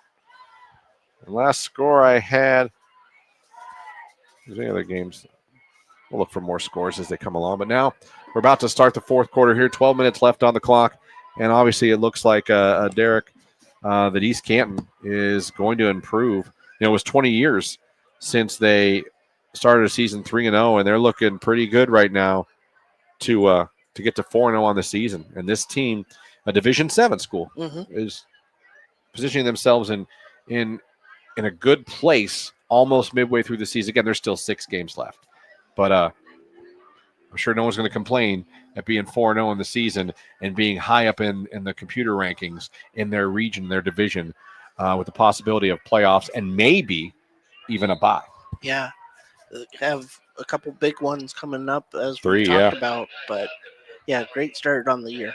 1st and 10 here in the 37 for East Canton. They hand it off their running back, who's going to be hit for a loss. That was Quentin Shaddle, another freshman in here getting some varsity time as we are underway. The clock hasn't started yet. That's interesting. Clock still hasn't started. Went from a running clock to we'll play forever. And the officials huddling. Do the officials know that? As they're huddled up about something, I'm not sure if it's about the fact. I don't know if we're having a technical issue. The rest of the scoreboard seems to be working. Both teams going to their sideline. Teams are going to the Because of the penalty, that was the final play of the third quarter. Okay. So that makes way more sense. I thought they called the game for a second. I was like, now wait a minute. Yeah. Okay, so that was actually the end of the third quarter. Even though both teams left the field, we went to break, came back. They came back on like it was the start of the fourth quarter. But that last play was the last play of the third quarter. So now we're ready to go for the fourth quarter. 12 minutes back on the clock. It's going to be 2nd down and 8 for East Canton. They have the ball on their own 40-yard line, and they have it up 30-0. And as soon as the teams come back on to start the fourth, the clock will begin to run again. We're in a running clock situation here. So, someone correcting me. Thank you, Joshua, on YouTube. It's Quentin Shaddle. I said Shaddle. I appreciate that. This is what I love about the YouTube aspect. Yes. So we never want to get anyone's name wrong, so we appreciate that. Joshua, thank you for that message on the YouTube, watching live or listening live. So Shaddle, if I say Shaddle again, Derek, hit me. 2nd down and 7. So Shaddle into the ball game for East Canton. And appreciate any Hornets or Knights fans listening to the game tonight. All right, 2nd down and 7, ball on the 40-yard line. For Jaron Cope, who's into the ball game, takes the snap, and we're going to another penalty. Even though it's a running clock, the penalties have not stopped. Yeah, unfortunately, the running back started going before the snap came. So that was Colin Cisco, the sophomore, number 23, was coming around like a jet sweep action. Procedure on East Canton brings the ball back to their own 35. 2nd down. But Derek, how good can this East Canton team be? I know the next 3 weeks, like we talked about, they've got 3 pretty sturdy opponents coming up, but so far they've passed every test they've been given.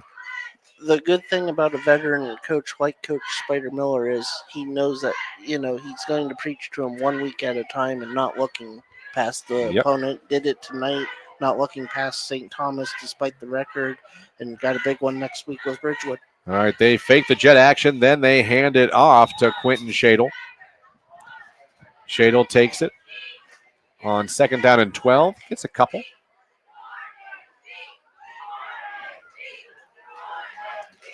So there you go. That'll shut up 3rd down and about 11 or 10. They'll give him 2 yards on that one. So 2-yard gain on the play for the Hornets brings up 3rd and 10. Just found out too on the live chat that he is the son of athletic director from East Canton. Very nice. Shaddle, who has always been nothing but gracious anytime we're covering any East Canton sports. We appreciate East Canton anytime we're covering any of their sports. Going for the pass on 3rd down. And Jaron Cope that time is lucky that one didn't get picked off. About 2 or 3 Knights had a chance at that one. Incomplete pass. The punt team will come out for East Canton. Clock still running, coming up on 10 minutes to go in the ballgame. Yeah, his arm was hit as he was making the throw there, causing that pass to flutter through the air. But went through a couple defenders' hands but did fall incomplete. Brings out the punt team. So the punt team will come out for East Canton. Back deep to return for St. Thomas is Jameer Jenkins.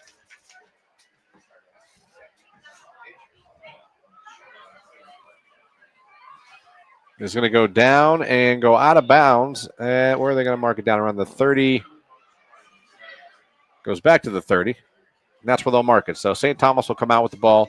9:26 left to go in the ball game. It'll be 1st and 10 for the Knights from their own 33.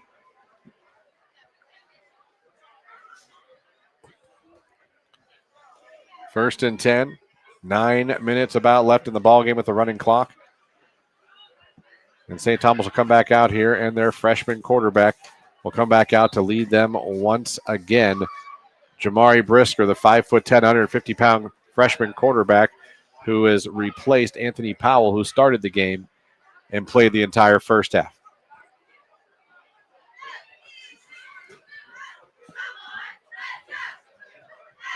So here we go. Brisker in shotguns. Got twins to his left. Receiver to his right. Wynn is the tailback next to him. They take the snap. Back to pass. Freshman looking. Lehman throws it out. It is going to be caught by Wynn around the 29-yard line. He'll get it to the 30, and he'll go forward about the 31-yard line. So another completion by the freshman quarterback. Pass to Karan Wynn is complete. Hitting Wynn out of the backfield in the flat. Yeah, Wynn had to work very hard to get that 1 yard on that reception there on the screen. Brings up second down and 9, 8 minutes and counting on the their game own clock here. 31-yard line.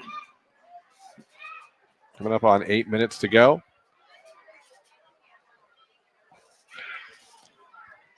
Second down and 8 for the St. Thomas Aquinas Knights. Brisker at quarterback. He's got twins to his right, receiver to his left. Wynn in the backfield with him. Looks over the defense here.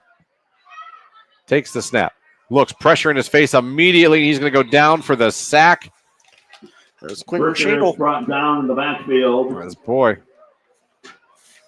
came down there, back there real quick. And just no time. No time there for the freshman quarterback to get anything going, even settle down in the pocket. Yeah. 7:20 left to go in the game. Again, St. Thomas Aquinas, you look at their upcoming schedule next week, another home game here against Minerva. Minerva could very well be 3-1 when they get here. An away game at Warren John F. Kennedy, an away game at Crestline. Those are other two teams that are also struggling. Richmond Heights are struggling. Then end the season, at Mogador, that's going to be tough. And then they play their rival, Canton Central Catholic, at the final game of the year. Lehman back to pass again, looking now. He's going to try to run. He's going to get it up over the 25-yard line, fall down around the 29, just shy of the 30. Bricker on the keeper on the play. So decent job by Brisker, the freshman, there to brought down on his avoid the pressure. 30-yard line. We'll bring up fourth down and see how far they got to go. About 9 to go here. Looks like 9 to go, and I think they're going to punt the ball.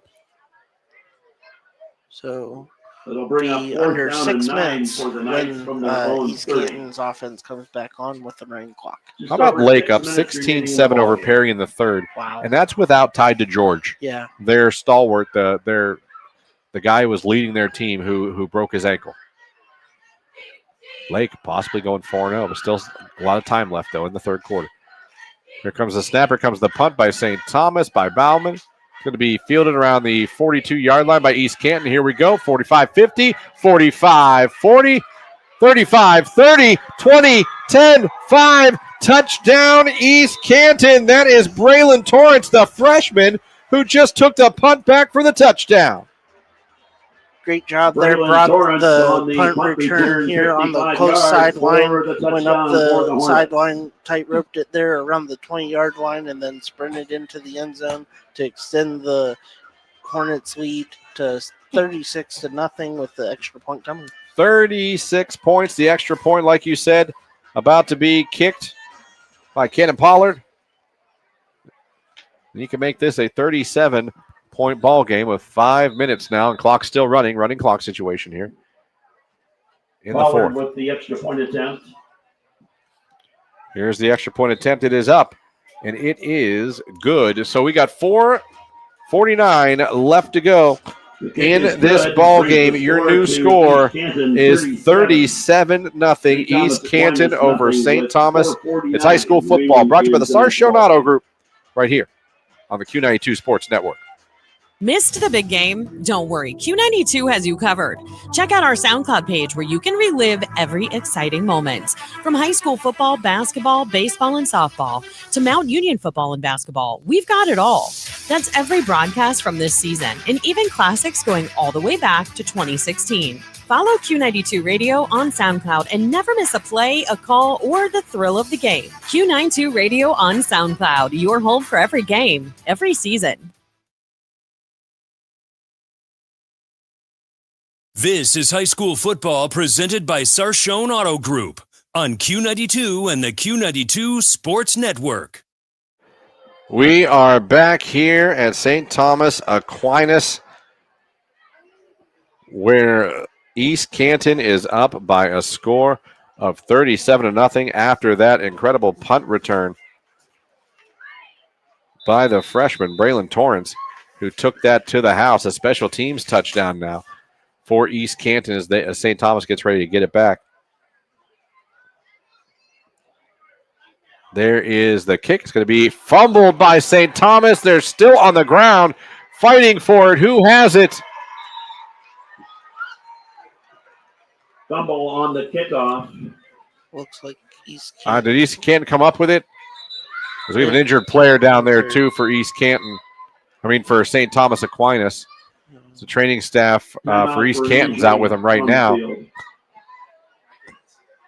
getting up, which is great to see. Yeah, he's getting up, and I believe that is number 15, Jameer Jenkins, who's getting up, shaking up, coming off the field under his own power. Glad he's okay. Glad he's up.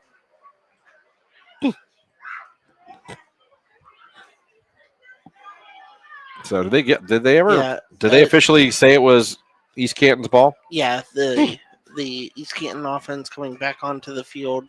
4:17 will run the clock here at the snap, but East Canton's offense back on the field, taking over at the St. Thomas 24-yard line.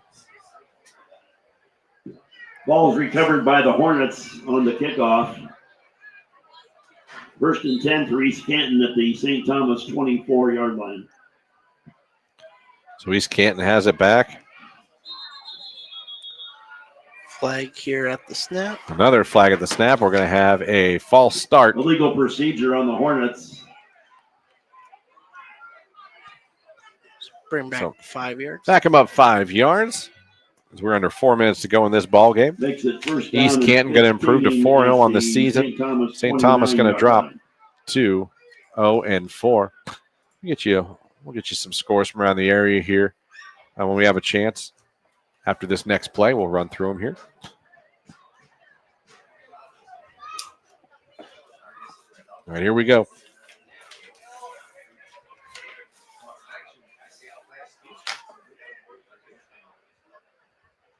Jaron Cope in shotgun turns. Going to hand it off. Shadle has it. Shadle inside the 25, down towards the 21-yard line. Good run by Shadle. Bring us up to 3 minutes to go in the ball game. All right, fourth quarter, Massillon up 35-0 over the Bennett Tigers. Hoover up 21-7 in the fourth over Green. Jackson up 33-0 over Mayfield. 22-7, Lake over Perry. Orville 31, Tuslaw 7. 27-yard line. Alliance up 13-0 over Ellett. Northwest up 29-22 over Triway. Minerva up 34-12 over Sandy Valley in the third. We'll get you some more scores here. Come up in a second. As they turn, another flag is thrown because, of course, and that is Caden Johnson who gets a carry for East Canton. Salem up big last I saw. There we go. Salem up 42-14 over Canton Central Catholic, who's also looking at going 0-4 in the season. McKinley up 24-0 over Glen Oak. Manchester is up 21-10 over Canton South. Louisville increases their lead to 31-7 over Marlington. You know, how about Louisville? We talked about how earlier that game was close. Louisville has pulled away and Think about the Leopards, 4-0 team. You didn't really, I don't know that everyone saw coming. East Canton 4-0. Like I said, other teams looking to go. This is an interesting season that's starting to pan out around Stark County. Yeah, and we're getting ready to enter conference play. Like you mentioned, Federal League starts a week before most with their numbers. But yeah. Cope now in shotgun on 2nd and 13 from the St. Thomas 32-yard line. It's going to be a designed run for Cope. He's going to take it and be upended around the 38, 37-yard line. That'll take us to 1:30 left.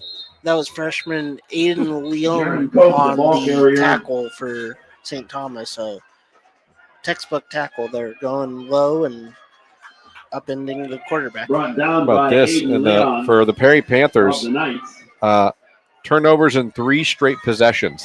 They've turned the ball over to Lake and Coach DeGeorge in the Blue Streaks.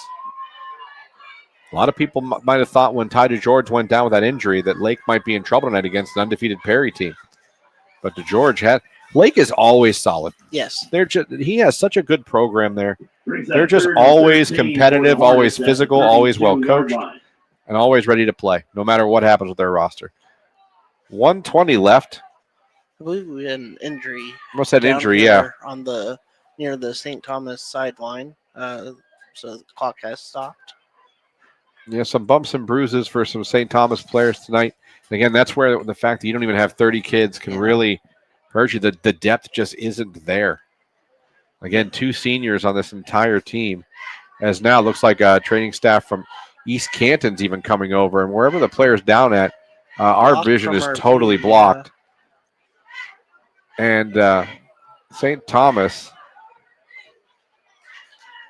actually called over for some help, I think, from East Canton.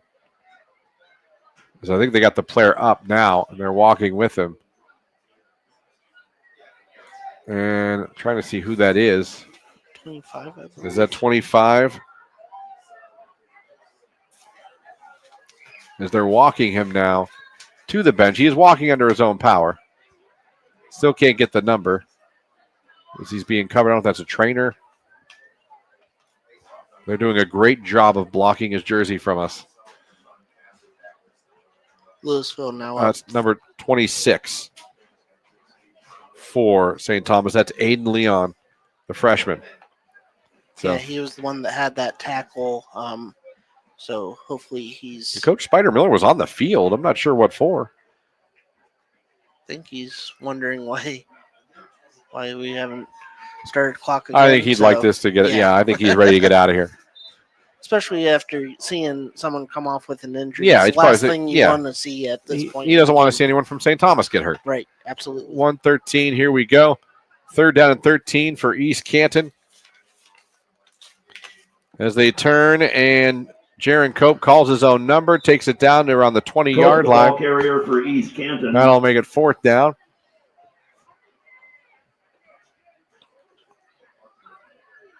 We'll get you a quick final look at the scoreboard after the final of this game. Some quick statistics, and then we'll get you out of here. Don't forget, though, to check our Q92 Sports social media tonight. Derek will have some interviews with maybe a coach and a player from East Canton. We'll get those posted. Our photo gallery is already up on Facebook. We'll get it on our X. We'll get it on our Instagram, our Threads page. Q92 Sports on all social media. Be sure you're following us as we usually post photos and interviews from every game. Offense staying on the field here. So East Canton going to turn. They're going to hand it off on 4th down to Caden Johnson, who goes nowhere. Turn the ball over with 13 seconds left, and I believe Johnson brought down on the play. That is going to be it. I don't think either team's going to have to. Yeah, and that will be the final play. Yeah, that'll be the final game. The final play of the game. So, in a quick one tonight, over at 9:02, your final score is East Canton 37, St. Thomas Aquinas nothing. East Canton moves to 4-0 on the season, and the St. Thomas Aquinas Knights fall to 0-4 on the season. Again, Coach Spider Mill and these East Canton Hornets, Derek, I think they got something brewing here this year. They're winning the games they're supposed to win and setting themselves up for a good season and possibly a playoff season. Yeah, not just winning, but winning decisively, as they did tonight from the start. The Aquinas defense was able to stop them on their opening drive, but after that, it was the Hornets pretty easily. Yeah, absolutely. Let's take a look at the scores one more time. We'll get you some final stats. Jackson 33-0 in the fourth over Mayfield. Massillon fourth quarter 35-0 over Bennett. 24-7 Lake over Perry in the fourth quarter. Alliance up 20-0 over Akron Ellett in the fourth quarter. The Vikings still up, but now only 21-14 in the fourth quarter over Green. So Green trying to make a game of it in the fourth quarter. Northwest 29, Tri-Wade 22. Minerva up 34-12 over Sandy Valley. Salem up 42-14 over Canton Central Catholic. Orville up 31-7 over Tuslaw in the third. Manchester 21-17. Now Canton South trying to get a little comeback here in the third quarter. Fairless 42-7 over Tusky Valley. Canton McKinley 24-0 over Glen Oak right now. And 31-7 Louisville up over Marlington late in the second half there as well. So there's some scores from around the area. Now, Derek, let's get some final statistics. Yeah, for St. Thomas, quarterback Anthony Powell ended the night 3 of 6, 10 yards. Leading rusher was Devin Hollingsworth. For the Knights, leading receiver was Jameer Jenkins. He had 2 receptions for 6 yards. Flipping it over now to Canton, or East Canton rather. Owen McCroskey, 16 of 20, 127 yards, 3 touchdowns on the night. Dylan Anderson, 10 rushes, 68 yards, and a 2-yard touchdown included in there. Leading receivers, James Stubblefield, 4 receptions, 54 yards, including a 20-yard touchdown reception. And then Aiden Stevens, 10 receptions, 39 yards, and a 1-yard touchdown reception. So there is your final statistics of the game tonight. Again, East Canton now 4-0 in the season. St. Thomas falls to 0-4. Want to thank all of you for listening tonight, whether you were listening to us on Q92radiosports.com or whether you were listening to us on YouTube. We appreciate you having us on. Thank you to all of our sponsors tonight. Without them, we couldn't bring these games to you. And we'll be back with another game for you next week. And we'll be right back here. We are scheduled as of right now to be right back here for St. Thomas hosting a suddenly very competitive and winning Minerva team with Coach Slates. Looking forward to seeing them next week. So one more time, your final score, 37-0. East Canton beats St. Thomas. This has been high school football on the Q92 Sports Network. Have a great night and a great weekend, everybody.